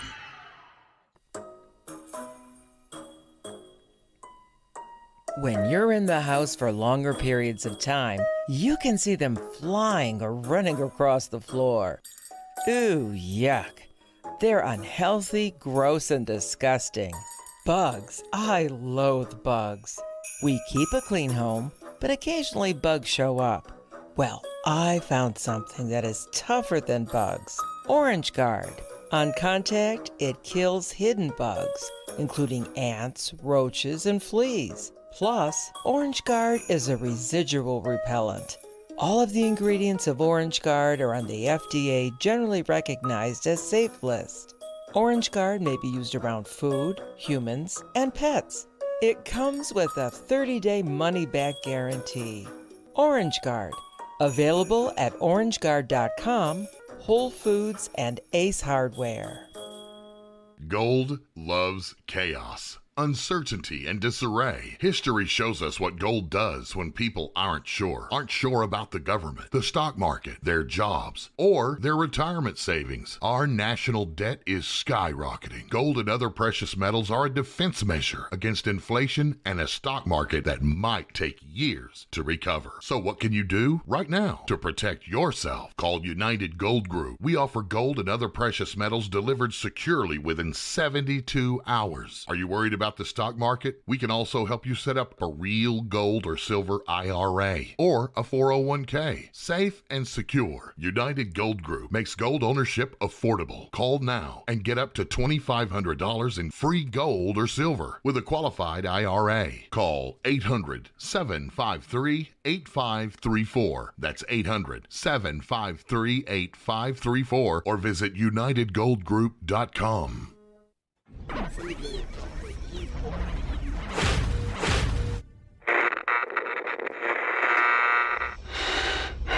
You want to know a secret? I love ponies. I really love ponies. I'm serious. I couldn't stay sane without ponies to brush. Why fade to black? Because you never got that pony, damn it. This is Fade to Black with Jimmy Church on the Game Changer Radio Network and KGRA, the Global Radio Alliance.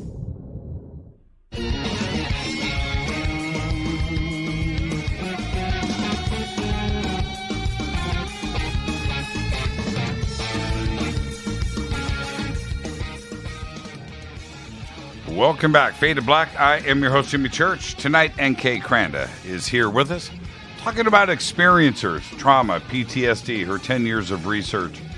It's a fascinating subject for me, and certainly with the people that I interview and hang out with. And NK, this is the deal. You never know about somebody's personal life. You don't know. An experiencer can be talking, but you don't know what's going on in their personal life when, like, say, they're on the show. Or me personally, right? My personal life and what I'm dealing with all of the time. I'm human. I've got a life, right? My dog Malcolm just died, right? My father just passed away and had to move the bunker for various reasons. And that's just there. And underneath that, there's just things that I have been dealing with in the last 3 or 4 months, life-changing situation. But I'm here on the show every night, doing the show. And it's the same thing with experiencers. Now, you're dealing with experiencers. And they may or may not know that you're an experiencer yourself. And right, and you're a mom, and you've got your own life that you're dealing with. You've got your own forms of PTSD. You've got a beautiful young girl that is just going to bring all of that stuff into your life just right there. So, but you're an experiencer, and I want to talk about you for a second. When you said that you went to MUFON. Start to find out things, but then you, after 7 years, you found a therapist that you trusted, and you start to go through what you are counseling and gathering information on. So what did you find out? Tell me about that. My extraterrestrial experiences, or just my life experiences? No, we'll leave the life experiences for another show. But yeah, what did you find out? So we actually came to the conclusion, I just thought I was very hypervigilant, which, that's a side effect of PTSD, where I'm always watching people's body language. I'm listening to the tone of their voice. You know, I'm very aware of my surroundings because of abuse that happened to me. But we actually were able to figure out that I'm almost a full-blown empath. And I had no idea. I really can. I can walk into a room and just sort of like people's emotions will just kind of like wash over me. I can tell if they're really, really happy. I can tell if they're upset and kind of hiding something from me. I can tell most of the time when people are lying to me, but I had no idea that I was an empath, and she was thrilled. But back to I like your dance around the ET subject. That was smooth, but it wasn't that smooth. So, but what did you find out? Was it an abduction experience? Was it something earlier in life? As far as that abduction experience goes, I figured out that it happened 2 more times. I thought that it was just the one time. There were 2 other times. So it happened once in New Mexico, it happened once in Colorado, and it happened once in Texas. So it followed me around. And so it would start with sleep paralysis, and I would wake up and something would push on my chest, and it was almost like being lifted out of your body. And at the first time I thought I was dying. I was like, is this what heaven is like? Am I dead? And like a voice just kind of chuckled and said, no. And then like them kind of like putting you back. So as far as I know, they were just checking on me, just making sure that I was okay. As far as I know, I haven't had any like medical interventions or weird bruises or anything like that, which I'm very thankful of. But what happened? Okay, let's go in order here. What happened in New Mexico? New Mexico is when I got dragged out of the bed. And what happened in Colorado? Colorado, that's the first time that they did the pushing down on my chest and pulling me up type of thing. And that's when they talked to me. When I said, is this heaven? Like, am I dying? And they said, no. And I don't remember anything after that. And then the third time was here in Texas. Okay, how old were you in Colorado when this happened? How long ago? I think it was about 3 years ago. Really? So this is recent? Yeah. Okay. The next event, where was that? And then the most recent one, I believe, was about... Well, you said 4, so that was 2. No, New Mexico? There's 3. There's 3. So there's New Mexico, Colorado, and then here in Texas was about 1.5 years ago. And what happened? They started moving stuff in my house. And I thought that it was just some kind of prank that somebody was playing. But they were moving stuff inside of my house. I was starting to have really vivid dreams, almost to the point where I was like seeing the future a couple of times. And then again, one more time, they did the whole pushing down on my chest, sleep paralysis, feeling like you're being lifted up. And I was out. Now, have you discussed this in a group? In a group setting, no, it doesn't really come up that often. And I don't talk very much. That's my point. How do you discuss your own experiences? So you need to take this to the next level. So if I do a preservation with someone, they usually ask if I have experiences of my own, and I'll delve into it with them a little bit. But most of the time, I'm doing active listening and I'm asking them questions, so I don't talk very much about my own experiences. Now, but we are now. See, I'm your NK. Oh God. I'm your NK. There could be only one. Now, yes, right. I'm JC. Is the experience of having somebody push down and lift you up, it's out of your control. How do you feel about that? At first I was terrified, but once I kind of figured out that, like, okay, they're not hurting me, they're not trying to scare me, it's just kind of something that I went with. And it's almost like as soon as I was okay with it and I stopped worrying about it, it stopped happening. Right. Except for the third time. The third time is when he stopped worrying about it? Yeah, it had happened twice, and it was just kind of like I woke up and I'm like, oh, okay, this is going to happen again. And then after that, nothing. Now, what makes you feel that this was an ET experience and not something more supernatural, spirit-based? Because I've dealt with spirit-based and supernatural phenomena before. Those are also some of my experiences, and this was completely and utterly different. The feeling of it was different, and it matched up a lot with what my experiencers say being abducted is like. You know, the sleep paralysis, the pressure on your chest, you know, like the very loud humming noise that you hear. So they kind of convinced me that it was more of a taking event. Were you taken? That was, and you said abduction. Yeah, I don't know if I was taken or where I was taken, but something happened. Did you see a presence in your room? No, every time I tried to open my eyes to like look and see, I couldn't because of the sleep paralysis. And they've only talked to me one time, which is to kind of chuckle and say, no, it's not heaven. And what? That was telepathy. That was in your mind. Yeah. Or you didn't hear something in some. You know, it wasn't a physical voice. No, it wasn't. Now back to the sleep paralysis part of this.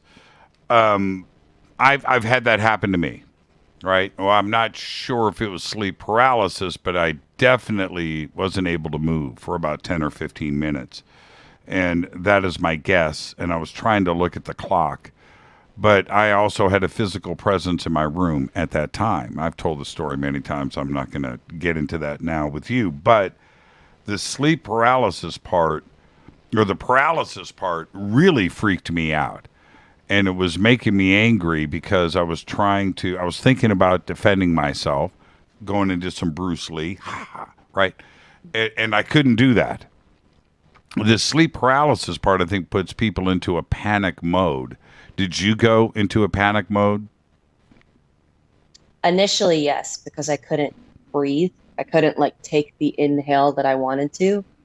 And then the humming and everything got really, really loud, and then the pulling, and then after that, I don't remember.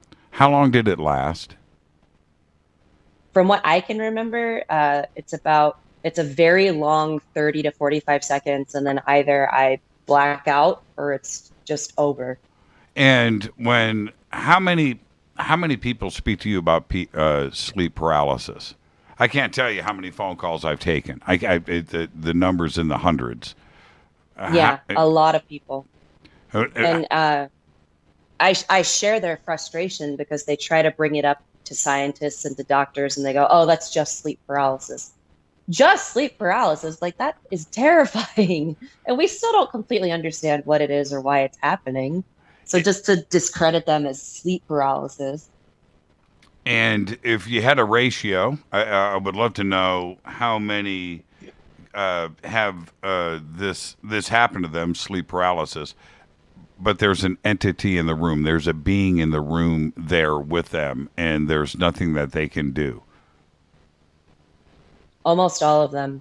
Right. And I actually know one experiencer. His name is Kyle, and he was able to he said it was like reaching through goo. And he was able to grab the thing that was holding him down, and he actually fought with it for a few minutes. And he said it was like every atom of my being was screaming, "You should not be doing this. You should not be touching me. You should not be able to touch me." And he said after that, it never happened again. And how do you talk somebody down from that? You know, to calm them down from such a terrifying, because that is PTSD if there's ever a case of it right there. Sleep paralysis of being in the room, we're talking about serious trauma. I know I went through it. I slept with the lights on for 10 years and the TV. 10 years. Definitely trying to get them to talk about it. I have gotten those calls at 2 a.m. where they're just crying and they're freaking out, and Essentially it's like a grounding exercise. Like, okay, name 3 things that you can see near you right now.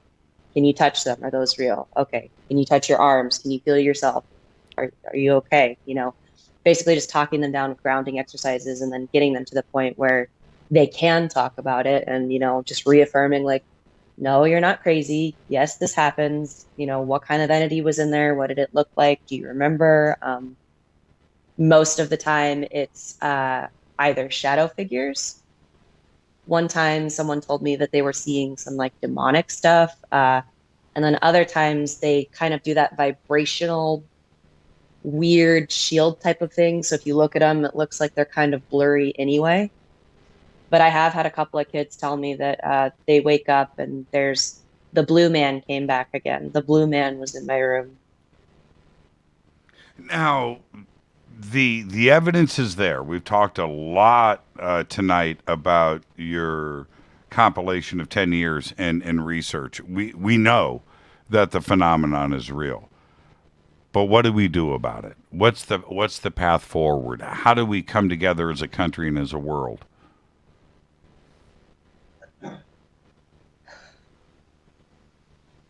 That's a good question. I think I just try to do it one person at a time. I just don't want them to feel alone like I did. I don't want anybody to feel alone like I did. Should we put together a national database, a national group where, right, an experiencer hotline? I don't know, but is there a set of standards that we can put together and open this up nationally? Absolutely. And I am going to finish writing my code of ethics, and I'm going to publish that very much, because these people need to be dealt with in a way that's not only ethical, but also human and kind. And you need to be there for them.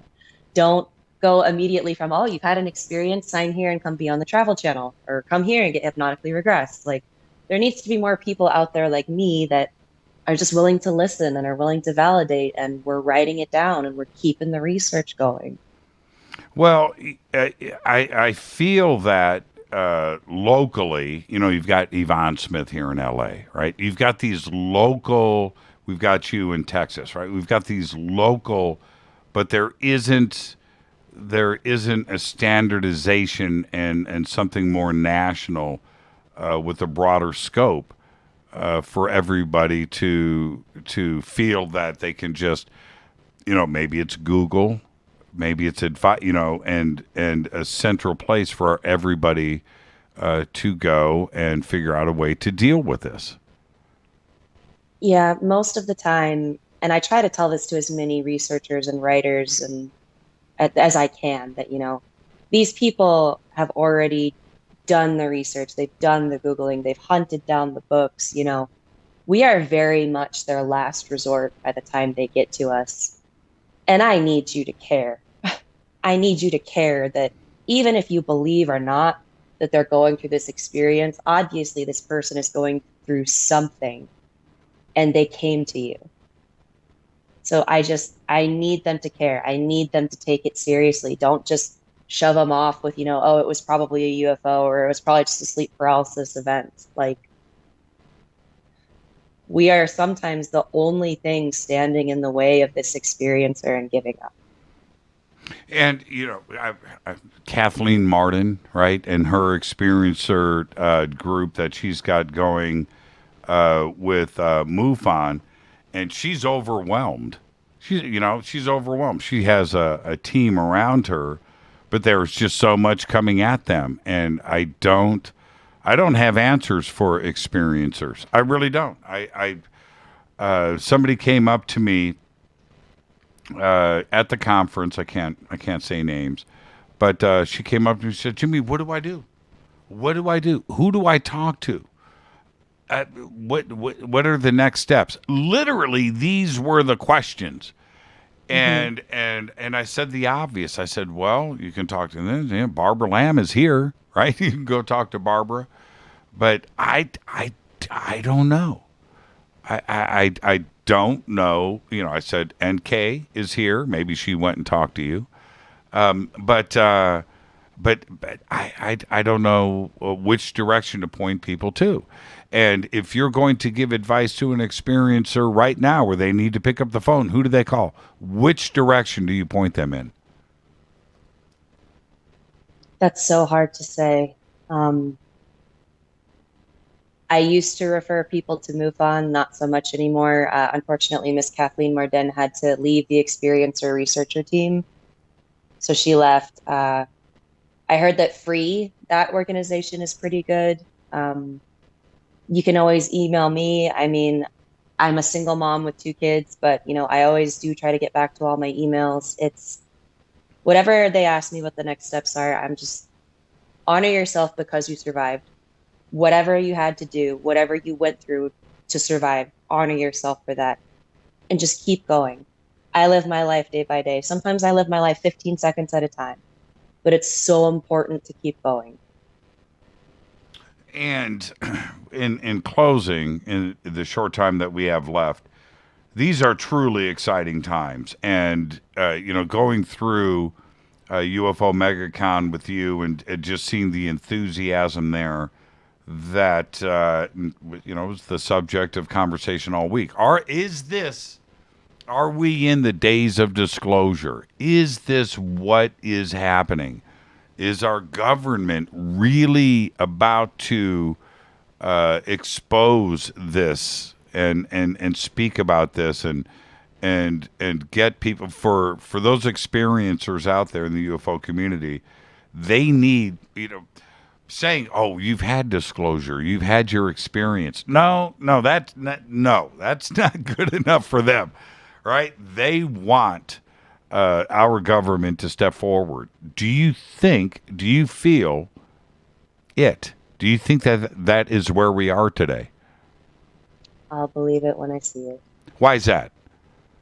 You're shaking your head no. Why is that? I've heard it so many times, and I've gotten my hopes up so many times, and disclosure is just something that I stopped chasing because it's like they'll give a little bit of a tease and then they'll redact it or something doesn't happen. But we've been hearing since the 70s that, disclosure's coming. This is the year. And I know a lot of people really got their hopes dashed because they thought that our last president was going to be the disclosure president. And we still don't have it. I don't know. Yeah.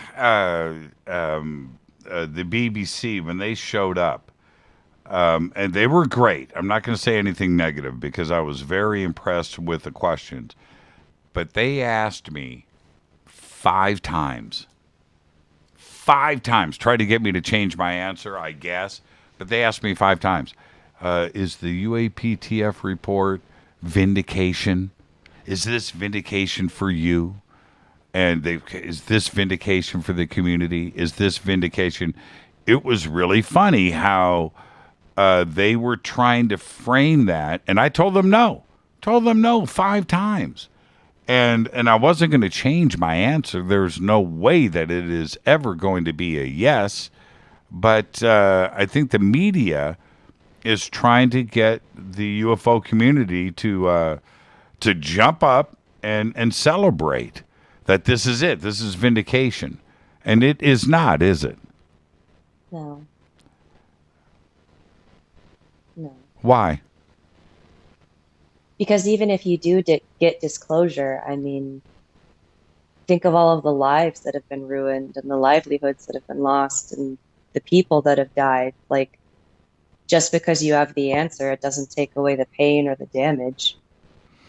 And I think that's a really good point, because there's that part. And then there's the other part where there's a lot of explaining that has to be done. There are a lot of experiencers out there and a lot of UFO witnesses that have seen things, and they know what they have seen, and their own government has called them crazy, right? Yeah. And there's a lot of explaining that's going to have to go along with that too, because it seems to be in a complete about face, NK. Where you've been saying this for so long with intent, with malice, and now today you're saying that this stuff is real and that you don't know what's going on and that I'm not crazy. So now they don't know which part to believe, right? They've been flip-flopped on, and who do you trust? And that's the other part. So that's where vindication for me, I don't even know what to believe anymore. I don't even know what I don't even know.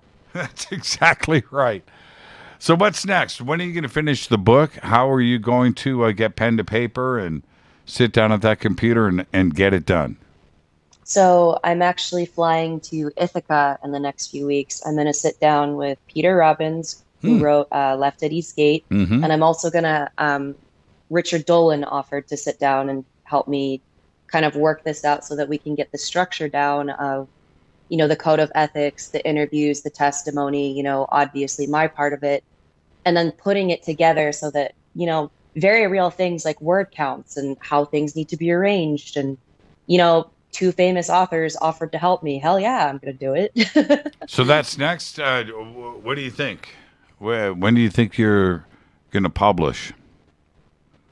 Hopefully as soon as possible, as soon as it's done. And I feel that, you know, it's what I want it to be, and I'm happy with it, whether it sells or not. That's what I'm going to publish.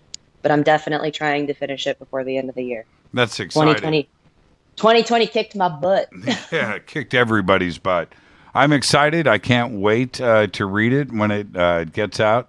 We'll have you on the show before then, but once it's released, we'll get you back, and we'll chat about that too as well. Thank you so much, NK. Thank you. It was lovely. It was awesome. Have a great night. Say hi to your daughter for me, and I'll speak with you very soon. Thank you so much. Thank you.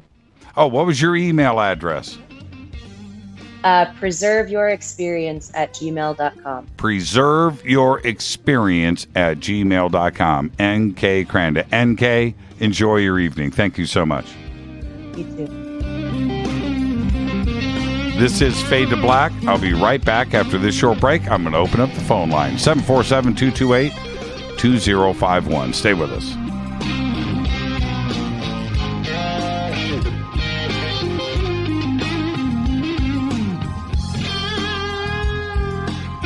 Hey, what up, y'all? It's your girl Vivica Fox here, and you are listening to my boy, Jimmy Church, on JimmyChurchRadio.com.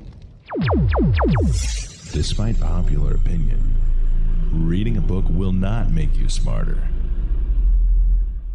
But listening to Jimmy Church will. This is Jimmy Church of Fade to Black, and I take Life Change Tea supplements every single day. It's what I do. Click on their banner at JimmyChurchRadio.com.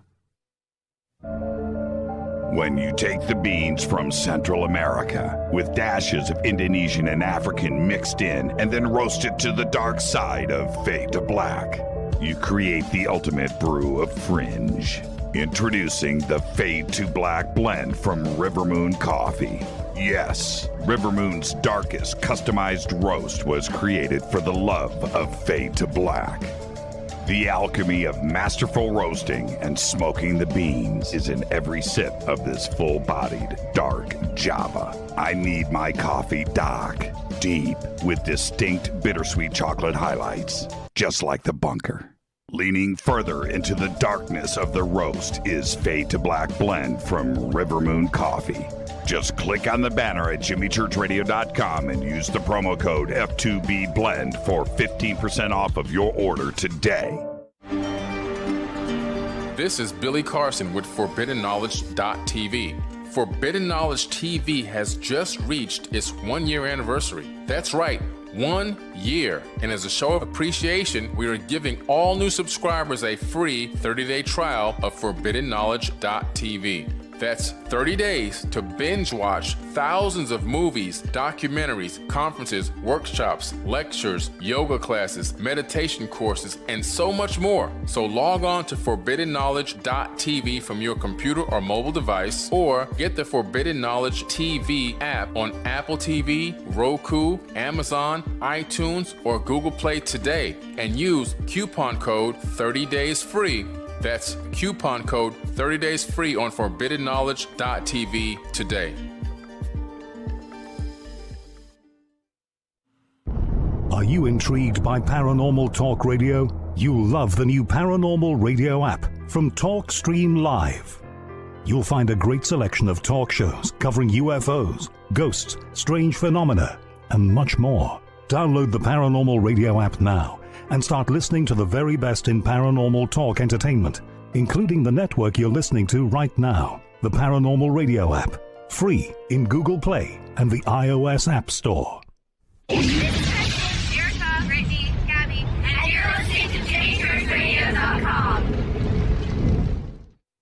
It's not a lifestyle we chose. We were born this way. KGRARadio.com.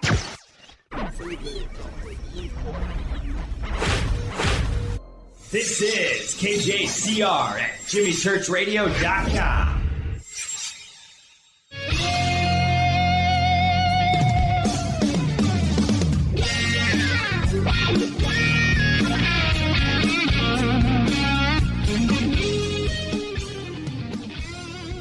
Welcome back. Faded Black. I am your host, Jimmy Church, and Kay Kranda.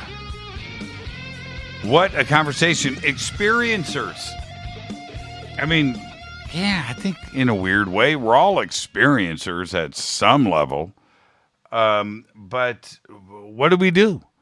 Right? What do we do? And we need to address this as a community. We need to address this head on.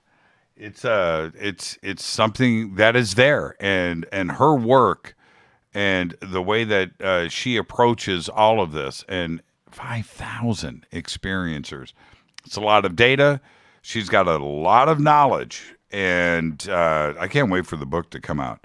But I'm concerned. How much can I discuss this on the show? How much can I discuss this? Right? We need to do something. I keep going back to People of Earth, and I do it for a lot of different reasons. And if you haven't seen the show, you've got to go and watch it. Yeah, it's a comedy, but as somebody from the UFO community like myself and you, when you go watch it, you are going to see ourselves and how they are dealing with this and what they are going through. It is a very well-written show. I think it was very well-researched. But that show and what they are, that's exactly what this community is going through. And we've got to figure out a path forward. We do. I want to hear from you, 747-228-2051, 747-228-2051. Let the software boot here. I'm sure you're trying to call. There it goes. Okay, 747-228-2051. I went through some weird things earlier today with bam, just like that. Okay, calls are coming in. With my computer, my main one, which I'm dealing with my email and everything else. It was acting a bit strange. I'm putting you on hold. You're listening to my voice. Don't go anywhere. Just putting you on hold. And I'm doing the same thing with you. This is how I screen my calls. I'm putting you on hold. You just stay right there. That's right. This is live on the air. That's how we do it. All right. I'm putting you on hold. Stay right there. Don't go anywhere. Strange things going on with my computer today. And ended up rebooting, and as it turned out, it was just like slow, and I've got an SSD drive that runs my operating system, right? So that's on the front end. The other drive that I store everything on is 2 terabytes, and I hadn't checked it in a long time. So I rebooted, nothing changed, went over, and my 2 terabyte drive had and I'm not making this up, 10 megabytes available. So I'm doing stuff and I'm starting, and it was just, you know the drill, right? It's moving temporary files around, and it just dogged out. And I went back and eliminated 500 gigabytes of downloads and things and duplicate files. computer just snapped back to attention. But with those reboots, my phone system was not on. So, but it's on now. Okay, 747-228-2051. Let's see who's up first. Yeah, whoa. That's me. Hold on. Relax. Calm down. I've got that. Oh, somebody's listening to the duplicate of the show. Hi, who's calling? I apologize for that. Who's calling? St. Michael from Saskatoon. This is St. Michael from Saskatoon. How are you? I'm doing very well there, Jimmy Church. And might I say that you're kind of like flipping in and out there. I was watching the YouTube earlier, and I don't know what's going on. Like you're tripping in and out, and you're saying things. Michael, what are you talking about? The feed is like stopping and starting and stopping and starting. Well, that's not me. That's you. I'm looking at the feed here. It hasn't broken once. So that's you. But I got a 150. I got a 150. What do they call that? 150 download and 15 upload, which is like huge. And I'm going like, come on. It's like, why am I watching Jimmy Church and Fade to Black in like zipping in and out? I'm not sure. Yeah, but nobody said anything tonight. But you. Yeah, that's curious. So that's curious. just I'm in Canada. You know that. It's Canada. I'm in Canada. It's Trudeau. Blame it on Trudeau. Blame it on Trudeau. Well, we have this. They had this. I don't like talking politics on Fade to Black because I think Fade to Black is right. Like, so don't. Just beautiful. Yeah. So don't talk politics. What did you think of the show tonight?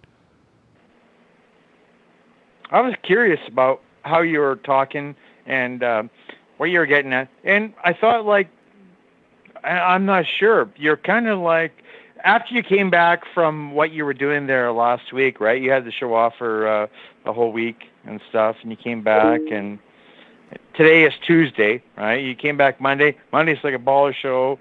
Tuesday is today. And I'm not sure. Like, what do you think about, like, you were gone for a week, right? Right. You went to what do you think about the show? You went and did all that fancy stuff. I've seen some of your, I check your Twitter out, Jimmy, I do. I was looking at your pictures, with some of your folks that you were with. Right. What do you think about the show? I've talked about it constantly, but I'll talk about it more right now, Michael, just for you.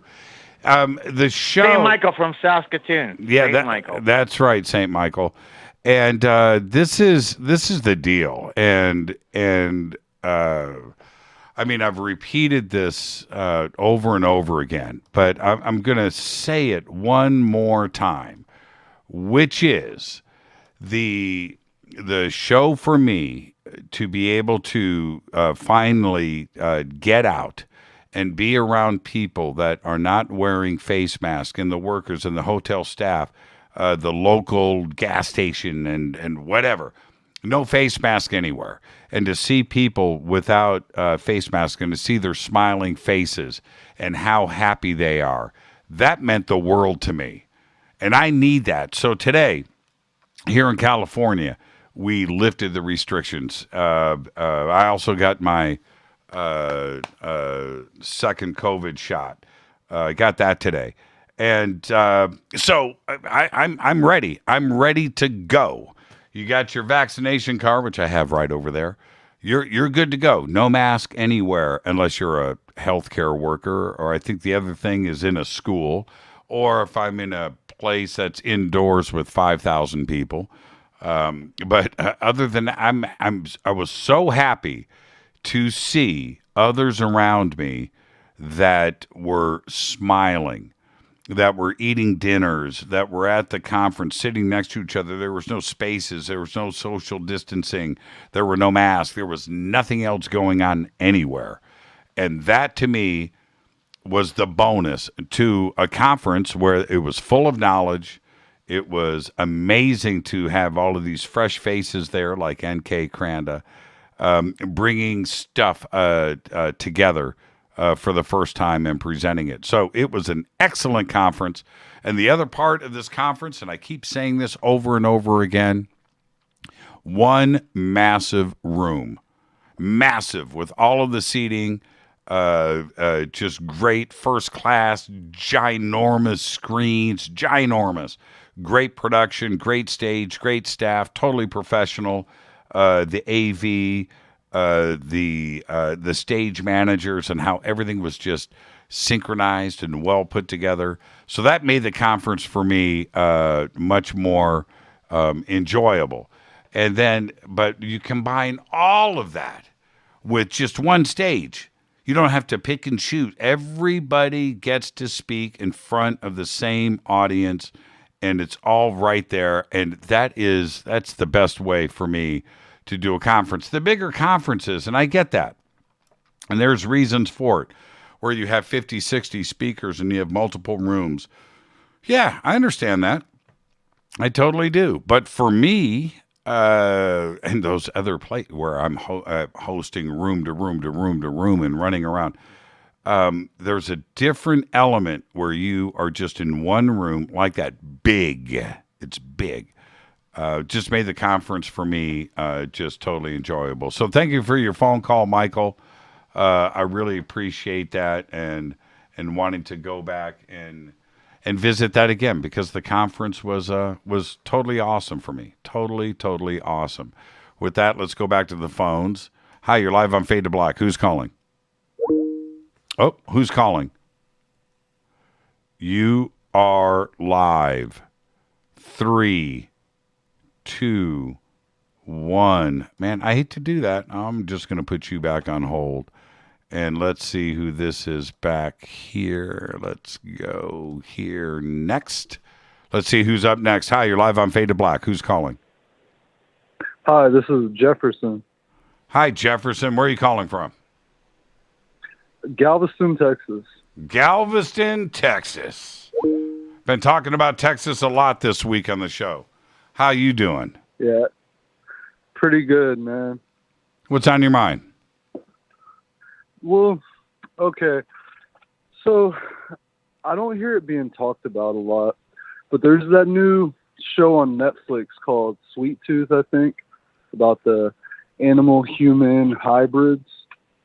Well, I just wondered, like, is it a coincidence that that show comes out at the same time that the news breaks a story about China experimenting with human-animal hybrids? And do you think that it's the media trying to acclimatize us to the idea of hybrids? Yeah, now I haven't read the news announcement about China experimenting on human-animal hybrids. I haven't seen that in the mainstream media, but I'm sure that somebody's going to post something up in Twitter here for me to check out and review. Haven't heard about that. Haven't heard about Sweet Tooth either, but I'll put that on my list. I wrote it down right there, Sweet Tooth. So did you see that the USA Today, I think it was not this past weekend, but the weekend before, it was supposed to be a joke or an advertisement for the show, but it was on the cover of the frickin' weekend newspaper. Right? I mean, I've never seen that before in my life. Yeah. What the hell? Yeah, that's interesting. Well, I'll check it out. Somebody posted up in Twitter for me so I can do a little bit of reading, and then I will go check out Sweet Tooth as well. Coincidence? I don't know. Jefferson, that's a really good point. So I will check out I'll check out the Twitter feed for the links to that. Somebody send me, please, the this USA Today article that Jefferson was referencing right there. And yeah. Could it be? Yeah, that's interesting. Let's go back to the phones. Let's see who is up next. Hi, you're live on Fade to Black. Who's calling? I think we got cut off, or maybe you're saying very prophetic things that you needed to get out there, but it's St. Michael again. I know. Hey, St. Michael, only one call a night. I said good night to you. So you must have hung up before I said goodnight. My friend, we were like halfway through a conversation, and it was just like, click, done. Okay. Nothing. See, you got computer problems or something. Something's going on up there. No, man. no, I call from a landline, Jimmy Church. Yeah, I don't do. I have a cell phone, but I don't use it because I want to talk to you, and I turn my TV off, watching on YouTube, like completely off, and I see the video up there. Okay. And I go like, okay, now I'm talking to Jimmy Church. And Okay. we're talking about Michael, things, let's talk about something else instead of your technical issues.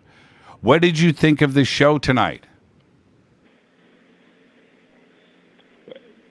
I can only say that I always enjoy everything that I hear on Fade to Black every night, that I listen to it every night. Right on. And at some points that I'm watching a show, I go like, okay, maybe I'll give Jimmy a call tonight. And you know what? I'm going to be very clear and honest about this. Every time I call, and I sit on hold a lot of times, but I call, you answer the phone, and I'm just like, oh, that's awesome, right? So I say to my friends, right, I talk to them like down south in Saskatchewan and Ontario and in Vancouver, over in that area. I go, hey, you guys, don't watch it because of me. I've said this many times to them. Watch it because of what he says, what he talks about, all these great things. Especially, you know, what really got me was the fact when you and I talked about Lou Elizondo, when you had him on the show, and then we talked the Thursday. You had him on a Tuesday.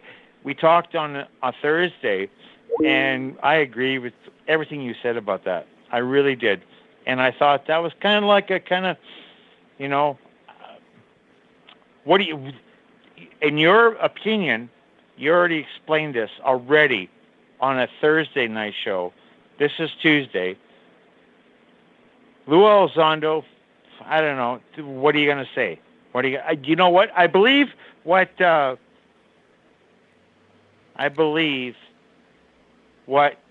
he said when he was at Area 51. No, I'm listening. Lou Elizondo was at Area 51? No. Okay. Bob Lazar. Okay. I believe what Bob Lazar said. I don't believe what this new guy is out there saying things. I know who he is. I know his name. I'm not going to say it, but I believe that what Lou Elizondo, I don't know. Yeah. I don't believe that. I don't believe that stuff. I don't believe it. Okay. I don't believe it. All right. I don't believe it. Okay.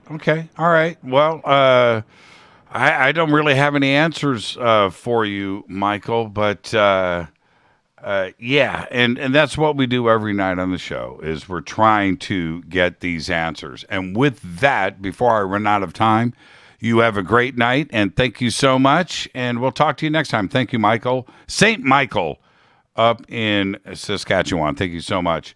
And yeah, I don't know. I don't have the answers. I don't. I'm just chasing them. I am just chasing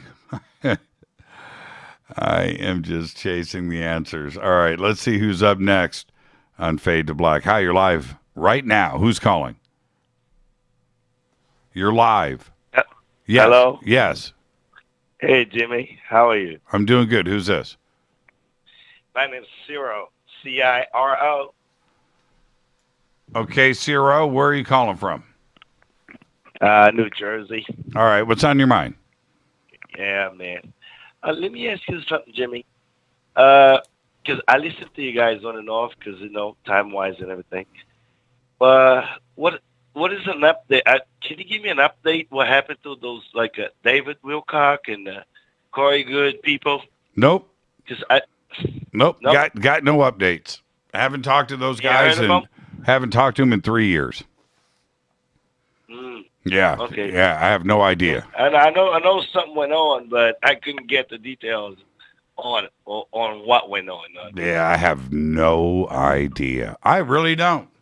Haven't heard their names in a very, very long time. But you can go and chase that down if you want. I haven't heard anything, and I don't follow the drama. So There you go. Sorry, I don't have an answer for you, Ciro.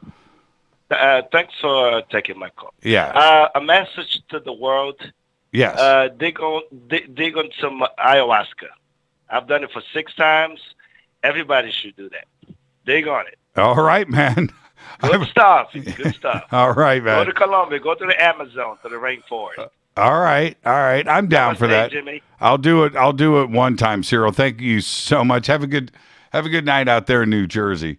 One day I will visit the ayahuasca. I will visit the ayahuasca. And the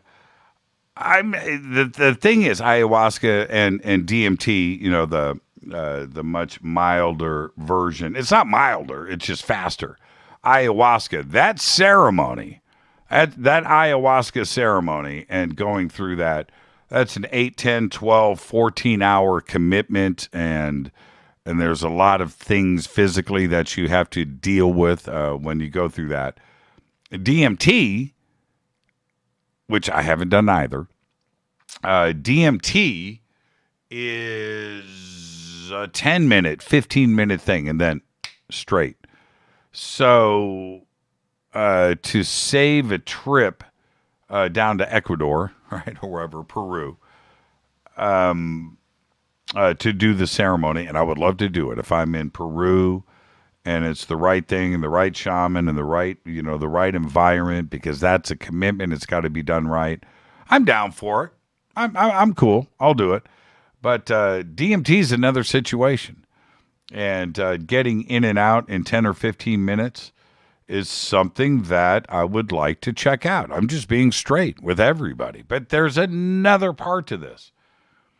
I went, haven't done it in a while, but I spent about a week of reading different websites, different forums from around the world about people's experiences with DMT and what they saw and what they went through. I even listened to Joe Rogan go through that. I think he smoked it on the air.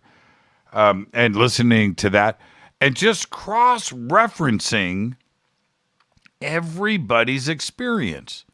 And I have to say, I think science, hard science, I think physicists, and especially at the quantum level, that want to discuss parallel worlds, other dimensions, above the 4 that we know about right now. String theory says 11 dimensions. The possibility of a multiverse, and which physics is constantly trying to get us to understand and realize that these are possibilities and that they are being researched. Well, that's cool. That's fine.